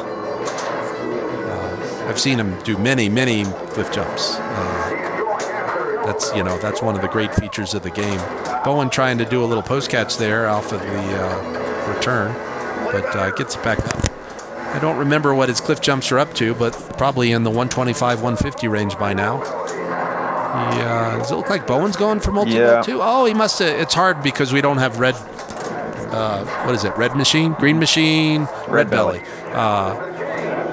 We couldn't tell it was lit, but Bowen's going to answer Keith's multi-ball with his own multi-ball. Made the skill shot there, Bowen's going to bump it because you want the ball to go into the pops to hopefully get to the scoop. Oh, the ball drains, but you get a chance at a restart if you can hit the scoop within, 20 seconds, and it's a very... careful! No, he used his kickback, and it blinked out, and no kickback. This game is set easy, so the kickback will be lit again at the next ball. You can set it to not do that you have to light the kickback, and you light the kickback by shooting the scoop as well, which is a better setup. At Lyons, it's not set too hard. It was interesting when we played this game in pin golf on Friday. The goal of pin golf was to lock a ball, and it wasn't a score goal. It was lock a ball, which made you have to go after all the lights. The most efficient way to do that was to shoot right ramps over and over, and then try to recollect. Forcing people to think outside of their usual pattern. Yeah, that's what, especially in pin golf. I like people to play a game differently than they might when they're playing head to head. Right now, Keith's doing his ABC, so his cliff jump, if he gets up there, will be doubled. They're having some trouble with that upper shot. Yeah. Nice save. It's, 3.4. He left, a good 400,000 on the table there with that missed shot. And let's see if he can. And he's also been sort of struggling. His backhand's been pretty consistent. It's the forehand he's been struggling with. He's playing without a net now. His kickback's used up, but he'll still be going after ABC here. Get the A. There's a post there in the middle for a little bit, but it gets quicker and quicker. It drops. But boy, he's dialed in. So let's see if he can. Boom. There we go. So there's a double cliff. There's 200,000. The next one will be worth 250,000 if he's able to double it. Trying to get the ball to stop. I think that one would have stopped. I'm surprised he shot it there. But still playing a game unfamiliar. That was lovely. Let's see if he can. All right. There's better timing there. So now he's getting into a good rhythm. And this game really is a rhythm game. You can struggle and struggle. And then when you find it just right, you just go boom, A, boom, B, C, boom, up top. Other than the up top, nice little, you can alley pass forever up top. Oh, he gets an extra 10,000 when the ball drops. Boom. Oh, he got an extra lap there. I don't know if he's struggling with that upper flipper. Yep. Nice little chill. It's very frustrating to get it all the way up there with the ABC and then not consummate it with the cliff jump. You're exactly right. You got to get paid to use Bowden's terminology when you do all that work. It's like, come on now, get your 250. Yep, got that one. All right, there's your 250. And sometimes the upper switch can be a little wonky at Lyons, and sometimes you get a double. It'll give you. Oh, that's trouble. Oh, nice. Outlane. Nope. Looked like it was. I wish his hat wasn't in the way, but I think he made some nice saves there. He's found his forehand, so he could be here a while. Yeah, it happens just like that too. I mean, as soon as you find the shot, then game on.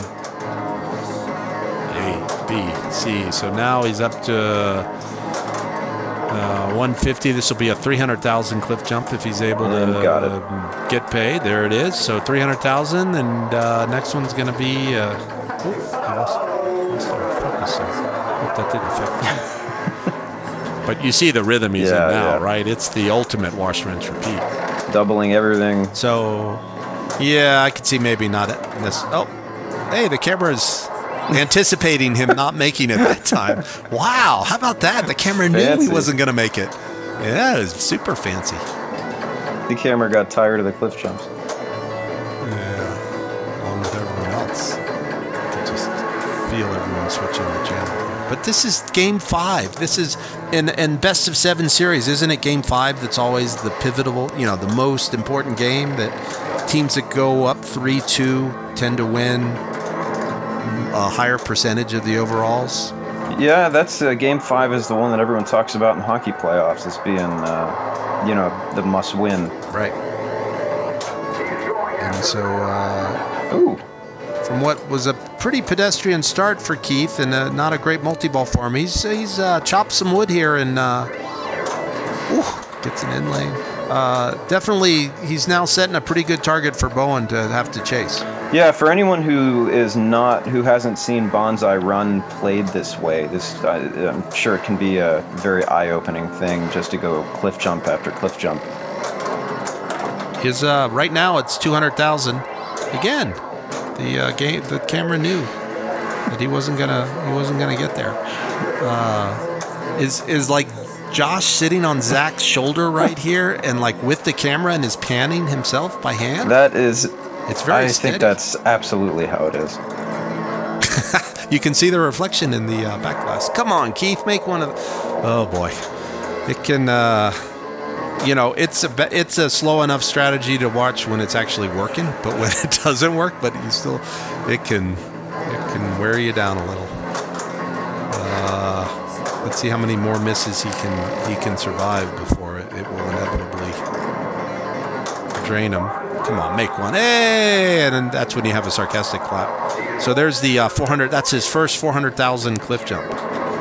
So now, basically, every 2 cliff jumps is another million, getting closer to that. It rolls at. Does it max out? Yeah, that's 200 is your max. Okay. Yeah, so 400,000 per cliff jump is the most you can get. What is the limit on laps? You can go all the way and light all of them. So whatever, 15 plus 10 plus 99 maybe. Do they have super laps? Oh, he's back to multi-ball. Look at that. This will be a change of pace. And sometimes multi-ball and ball 3 can be an absolute curse because A, you can double drain out of it. B, once you're done with multi-ball, you're locked out of your 200,000 or multiplied 400,000 cliff jumps until you relight one of the riders. So sometimes it can really kind of mess with your flow. But, it's Keith Elwin in a multi-ball. I like his chances. Trying to, got to make that scoop shot. Boom. Parking it. Nice. Boom. Wow, from the upper flipper. You can sneak it in there sometimes. There we go. All right, so let's see if he hits it again on his first try. It took him 3-4 tries last time to get there. He likes going on the fly at the start. All right, let's see if he settles or not. Straight at it. There it is. Oh, and he saves it on the flipper for an extra 200,000. All right, let's see if he gets better value from his victory laps now. It's a great audible call. Victory lap. Victory lap. It's just, every time you make it, it's awesome. So he's patiently awaiting the arrival of the second ball here to see whether he will attempt a victory. Nice. Hey, there. All right. Here we go. Boom. Wow.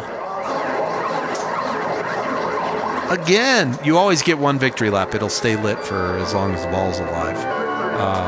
But he's only 2 multi-balls and only 2 victory laps. A total of 10 laps. Again, I think he's going to be pretty disappointed. He's only at 8 million, which is an excellent score. But see how he's locked out now. He has to get his 3 green lights, which is usually the easiest to get. But you got to survive. That's like Bowen only scoring, what, 2 billion in fishtails. 1 point something and only losing by 3 billion.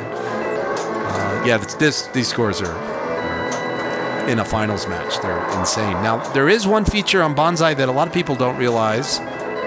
When you get to, see, I don't even know how many laps it is. 20 laps? 25 laps? There's a, you get to the end. You get a 750,000 point. Oh, pretty nasty reject there. Yeah.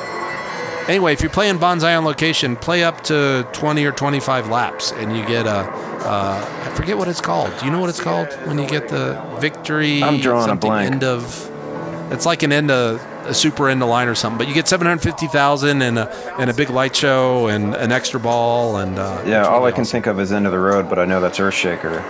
Yeah, yeah. It's kind of like that. But you can get there quicker if you play laps. So Bowen here is at 1.7. Door's not left open as much as some of the previous games we've seen, but it is not an unattainable score as we've seen. You get your cliff jumps up to 400,000 a pop. That's only a dozen. It's a grind, but it's closer than I think most people would think. Yep. And Bowen, once again, he's locked out. That'll spot him a light. Now he's the nice save. Oh my goodness! And this is a tilty game. You cannot move it at all. And I think Bowen learned that from the pin golf at least. So he had to do the slap save there and hope for the best. And this game's enormous. It's hard to move anyway. It's physically large. It doesn't take much at all. Yeah, it is. That head is incredibly heavy. If you ever have to move one. So Bowen's at 2 million. He seems uninterested at doubling at this point, and probably until he gets to the 200,000, because you do risk losing the ball at the lower. Now he's going after the ABC. Nope, he looked like he was trying it, but he's more interested in his cliff jumps at 125. He really needs to get it up to 200,000 to make this interesting. Still trying to. Nice job there. He had to do something with the ball on the fly and tried to. Post catch, but it worked into just a nice post transfer to nearly a trap. This ball can do all sorts of things. He and looked like reflexively went right back, relit his kickback. He learned from ball 1 or ball 2 that you need that kickback. Yeah, especially if he's going for 6 million points, he knows that he's going to need that extra ball. The kickback becomes an immediate priority. Absolutely. So that was an excellent decision. He seems to be enjoying himself and fully confident that he's going to come back here and win this pivotal. I can't say the word, but game. Bowen's a very cerebral player. I've seen him work his way through strategies like that, and where a lot of times other players will play by feel, or just shoot what they're hitting comfortably. I've seen Bowen make decisions like going after kickbacks, even whenever it's sometimes awkward, just because he knows that's the highest percentage play to move forward over the long haul. It's one of his strengths as a player, I feel. Yeah, that's an excellent point. The evaluation of the risk reward and how often during a game that you have to make that decision, and sometimes very, very quickly. And you're right, Bowen excels at that. And thinking through all the possible outcomes, good and bad, and what's the best play. And sometimes you go with percentages. Sometimes you like you say, you go by feel. It feels right. Very nice little flip up there. So let's see if he goes over under here to try and get it into the scoop. He's getting a feel for it. Yep. Boom. Wow. Nice. Now backhand to the. Oh, he just missed the backhand, but let's see, forehand. If he can, all right, you get a fair amount of time here. Boy, he's struggling on that backhand. Oh, he's doing that post catch every time. It turns into a little post transfer. All right, he's got it up there. If he gets the million here, no, it came out.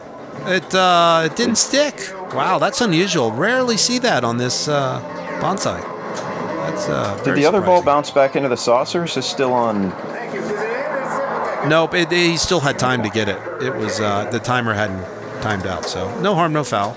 He's up now. Let's see. Remember, he also had he ended up with a double drain his last multi-ball. Does that double the million? The ABC? No. I'm curious why. Those were just reflex shots?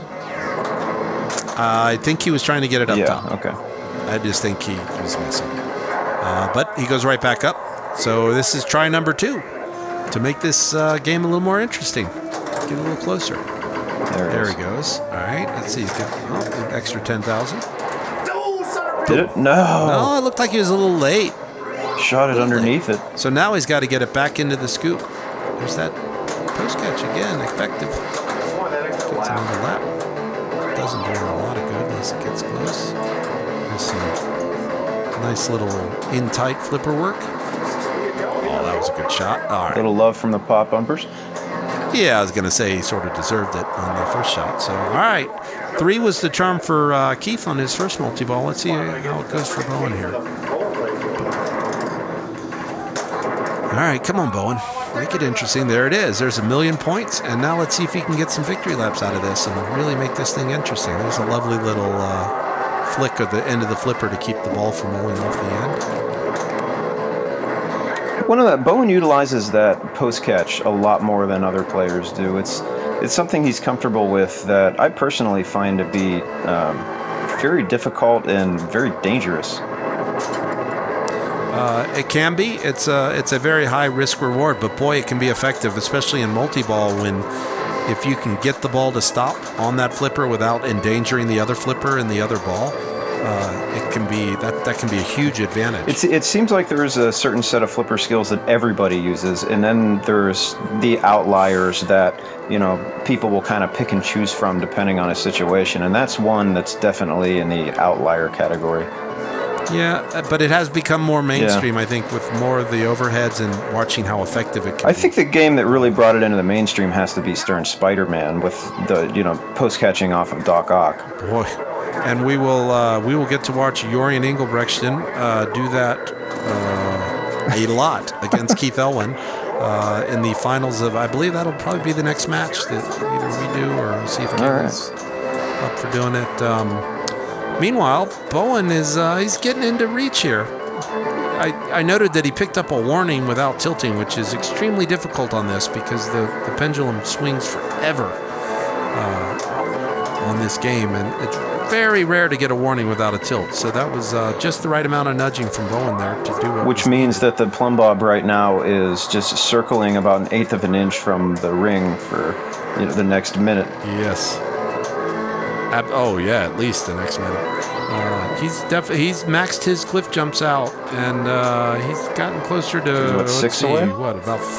Yep, 5 or 6 will definitely make it interesting. Oh dear, was that was out of that ball shoots into the captured ball, and all sorts of weird things happen that time. I've seen that drain a lot. It hits just below the upper flipper and goes coming down up the empty middle. with 5.8 million. Yep, bad beat. So again, players hold serve. For first 5 games, everyone who has chosen a game has won it. And the other player has had an opportunity. It's not an easy opportunity, but an opportunity to come back other than the first game. Even then, I guess, at the 300 million jacks, he could have. So that's good news for Keith because he started by picking. So at this point, if it keeps going this way, he should, get to pick game 7 and be able to hold serve. But Bowen now is down 3 games to 2, and he goes to Medieval Madness, which is a hike of about, I'd say 6 to 7 feet from where Bonsai is in Lyons Classic Pinball. Yeah. Medieval Madness is a classic Brian Eddy design, fan layout. Medieval glare. Yeah, this is one of the all-time great games.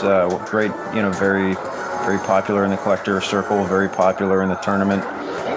in the tournament circle. There's really not much bad to say about the game. It's well, it can get one-dimensional in play when we're talking about that. There's the reason it doesn't.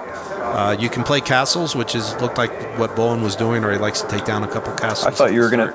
But hitting that gate. I thought you were gonna say people were just gonna go barnyard all day. Well, some of us do, but oh, you mean the game? We see right there off the plunge. It's a very common. You can do a loop pass for the super skill, but Keith missed his super skill. Bowen very quickly took down one castle, but the problem is, of course, that the gate. The hit off the gate can sometimes go down the middle on you. Like right there, it was very close. That was a nice save from Keith. Now, I can't see with the glare right here. Is the lock shot protected in any way, or is that just set standard? Yeah, the troll target on the left is bent way over, so it makes the lock shot kind of dodgy on this one. The flippers are kind of aligned a little funny. They're a little high, so you can live catch real easy, but it makes the timing on the shots a little different. Bowen picked it. I'm pretty sure he chose it in earlier rounds. Escher actually knocked him out of the Lyons Spring Classic on this game, so I think on Bowen's choice. And so he likes this, or he had played this game at least once before, and probably every round, I would suspect. The left flipper on this game is a little weak, so it can make the damsel ramp a little hard to hit from cradle. And it's interesting. We had this game in a tournament at the Rocky Mountain Showdown a few years ago, and pretty much everybody was just going castle all day. Keith right there showing that the tilt is not super tight on this. You can get away with probably a double dangerous slide on it, which is handy. We'll see how that goes. That most players were going castles all day, and then Jim Belcito stepped up. And Jim's sort of an old school player, and he will load up his multi-ball. He will shoot 3 left ramps. He will shoot, or 4 left ramps, 4 right ramps. He'll shoot a couple catapult shots, shoot some loops, and then he'll start his multi-ball where suddenly now every shot is worth, what, 1.2 million? What can you get? And then you bring your trolls in, and suddenly Jim walks away and he's at 50 million. And much safer way to do it than going after castles. Not only that, but then, by shooting all the extra shots, you're building up towards the other multi-balls. You can bring in the peasant, the catapult, and whatnot, and the, what's the name of the second multi-ball? I can't think of it. Well, I mean, there's the castle multi-ball from the 3 locks is independent of all the... It's the regular multi-ball, but the level of your jackpots is the more things that you finish before starting it. Kind of like Godzilla, right, in a way. It was sort of the original kind of rule set there. Keith, totally unafraid of the catapult shot, which some people shy away from.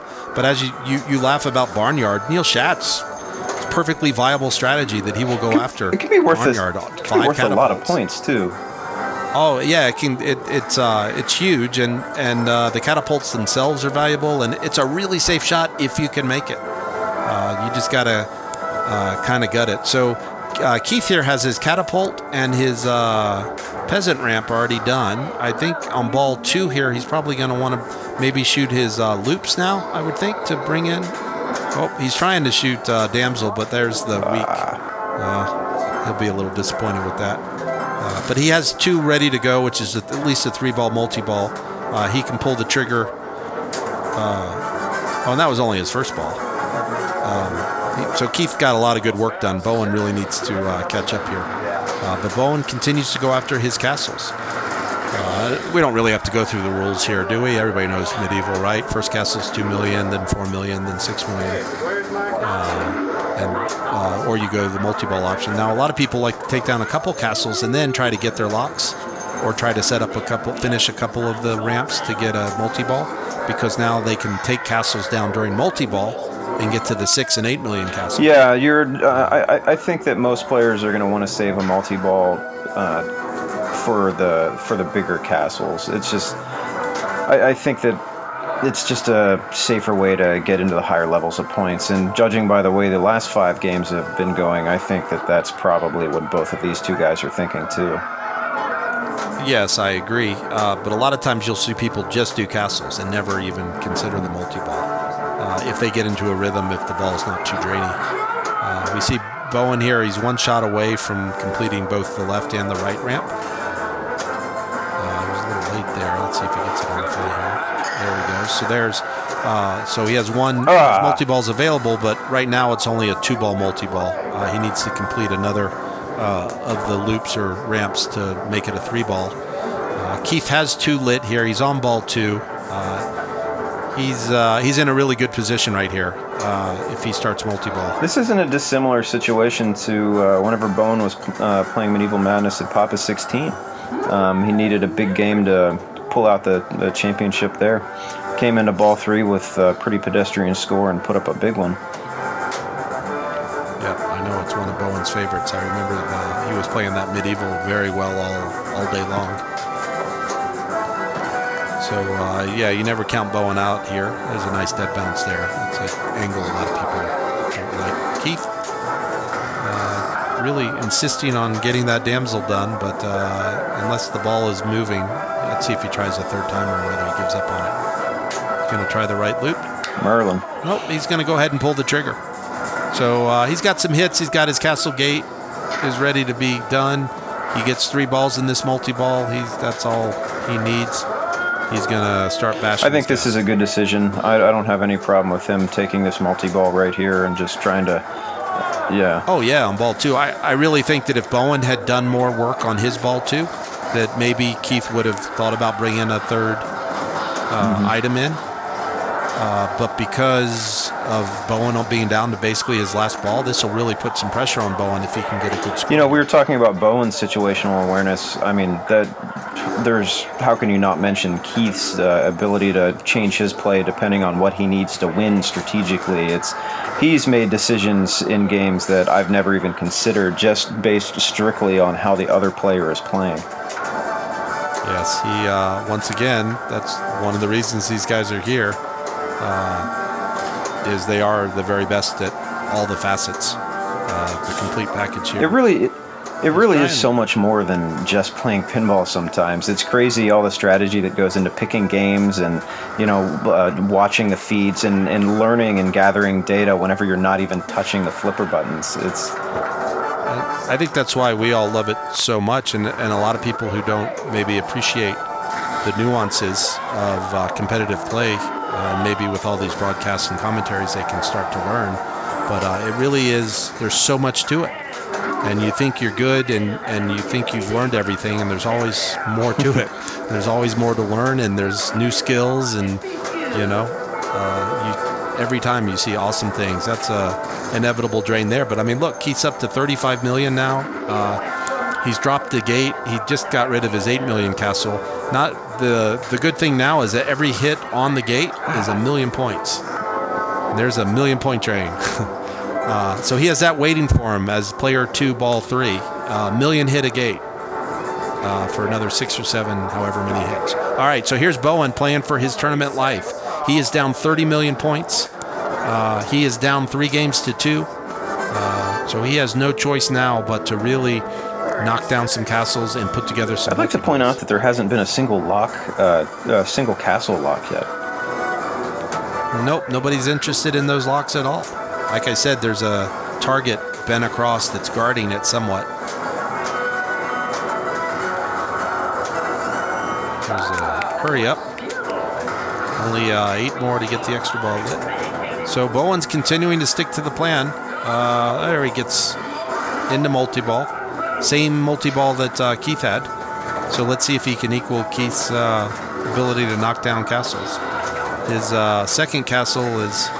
There goes his second for 4. And he's going to quickly need to hit some moat shots and drop the gate down again. Drawbridge, whatever. Gate, drawbridge. Little over-under there, but, a lot of medievals you can do that right there, which is live catch out of the... Yeah, the feed... if the feed coming out of the castle is controllable, then scores get huge. If that feed specifically is not controllable, then you see people struggle. pretty significantly. Just it's one part of the game that's often overlooked that has a dramatic effect on how difficult the game plays. Yeah, and I think there's a lot of games where that's true, right? I mean, even something as simple as like Addams Family, where if you get feeds that are controllable to a trap, you get a lot of people touring the mansion. When there's feeds that you got to go and Henderson on the fly, that's when things are, you know, you see a lot more variance in the scores and a lot harder scores. So right there, you see the feed's not 100%. There was a medieval in Denver the following weekend, Kevin McCarthy's again, that was just evil wicked, and we'll see it in the finals actually. Daniele picked it a lot. He enjoyed it, but it was just wicked evil all around, which medieval can be a really tough game. One more hit for the drawbridge here. Yep. So Bowen trying to make it interesting, and at least, all right. So he's still 15 million away here after his multi-ball, and he really needs to start maybe thinking about those locks that you've been mentioning that no one has shot for. Is he right there? I think he's sitting on the 8 million castle right now. Yep. Nice save. That was an excellent double danger save. You can get away with a double danger on this one, and Bowen had to use it there because that thing had outlane written all over it. The slingshots on medieval are extra high compared to the in-lane outlane gate. And that's why you see so many balls you think are okay, and then they bounce to the outlane.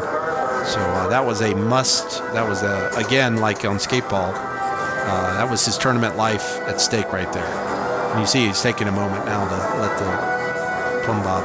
I'm going to be curious. I'm going to be real interested in seeing if he takes a shot at that lock or if he just goes back to the castle. You know, with double danger now, he can't save the ball if it goes straight down the middle from the gate. It was funny, we were debating this live as it was happening. He has to go for those locks now. He needs to be in multi-ball to get to the next case. Yeah, I agree. Especially when you're on the right flipper right now. I mean, at least take one shot. Looked like that's exactly what he was doing. Ooh, got an in-lane there, and there wasn't a lot he could do about it because he's on double danger now. 0 for 2 on that shot. Let's see if he continues to go after it and dial it in. 0 for 3. Now let's see how he's going to transfer. Is he going to post pass? Is he going to go after the gate from the left and the lock from the right? With that dead left flipper, I would go post pass personally. You think it would work? It's a notoriously difficult game to get a good post pass on. I would take that shot over trying to shoot the right ramp, and he's certainly the right ramp's not going to work. But yeah, you can. I guess you're only. You know, he almost could have dead bounced there. All right, I don't know if that's how he drew it up, but it worked, right? Ooh, nice dead bounce to a trap there. Missed. So he's sort of 0 for 4 when he. Oh, a little loop pass. That's trouble. Ooh. There's 2. Sometimes it's good to be on double danger because you don't overshake the game. He just hit off the flip. Look, a dead bounce to a trap there. Let's see if he gets it. A little early. And there it is. On the fly. All right. Bowen is back in it because his next castle is going to be worth 8 million, and he's got a chance to get his 10 million castle down too if he has a good multi-ball. It's a 3-ball multi-ball. You can shoot the ramps 5 times to light the super. It's a great sound call when you get a super jackpot in this mode. But I suspect that, well, Bowen's trying to get control here. Yeah, he's interested. He's not interested in those. It's 750,000 a jackpot. It's nothing to sneeze at. But right now he's interested in that 8 million point castle. Ooh. It's, I think he actually physically hit the camera there. It was because that would have been a tilt. That was a surprise he lost that ball. He was expecting to be able to do one of his little flicks there. And again, on this game, I know that the the interrupter on the flipper button can be the opto interrupter doesn't do anything on the real subtle flick. And I think he tried to flick there and nothing happened. But there's his 8 million down. So Keith's going to have to play ball 3 here and come from behind, which no one has done at all in this match the entire time. So Bowen doing some excellent ball 3 work, and remember, it's all on double danger. Yeah, like you said, sometimes that double danger just calms you down even because you know that it reduces the amount of decisions you have to make. That's right. You're at the mercy of the game a little bit more than usual. Bowen's not actually past Keith yet. He's only at 35 million. He's still, right now, the castle, we see that it's $1 million a hit, which is right where Keith is. So basically, they're tied. Yeah, right and now, he's got to put some in distance because Keith has the ball in hand for sure.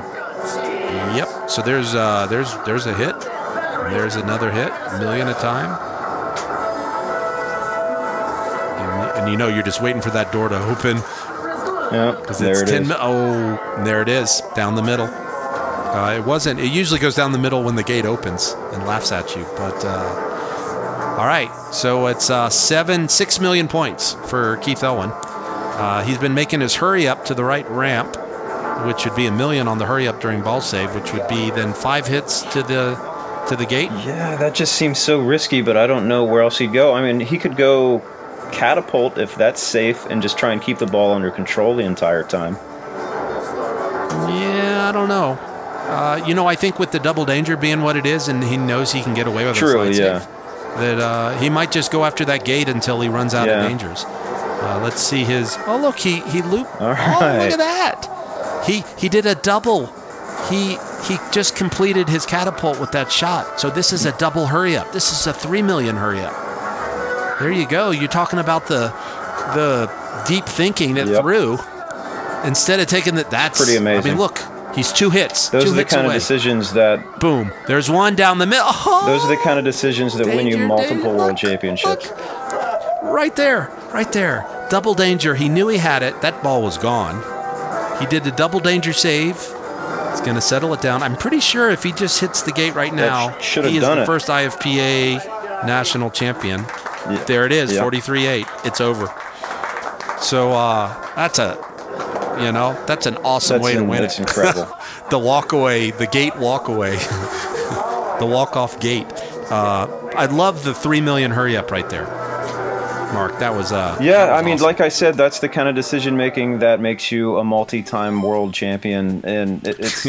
And now the first ever IFPA national champion, Keith Elwin from California, Carlsbad. What a delightful match. Both of these players are just at the top of their game. They're incredible players. There are few, if any, faults in their game, and I'm certainly not going to be the person to point out anything because I haven't found anything yet, but they're human, so I'm assuming there's something. It's a pleasure to watch them play. There's so much fine detail in their approach to the game, the games they chose, their strategies in-game, the decisions they made, the changes they made based upon situations. Just extraordinary. I would love, and I'm only half joking, I would love to watch these guys play 200 games at Papa, where loser gets to choose the next game and they have to go through all of the entire facility. Wouldn't that be awesome? Because it would come down to, it would be like Eden and Adam Becker coming down, like 39 to 40, or every time they get together, it's strategic, competitive pinball at the highest level the game can be played, and watching them do it it's what makes me love pinball. Watching them move through it and think through games and the decision making they have to make, that's what makes me enjoy the game so much, and that's what I think draws so many people to it. You're right, and I think that's also what they love about the game. You can just see it in their faces when they're playing each other.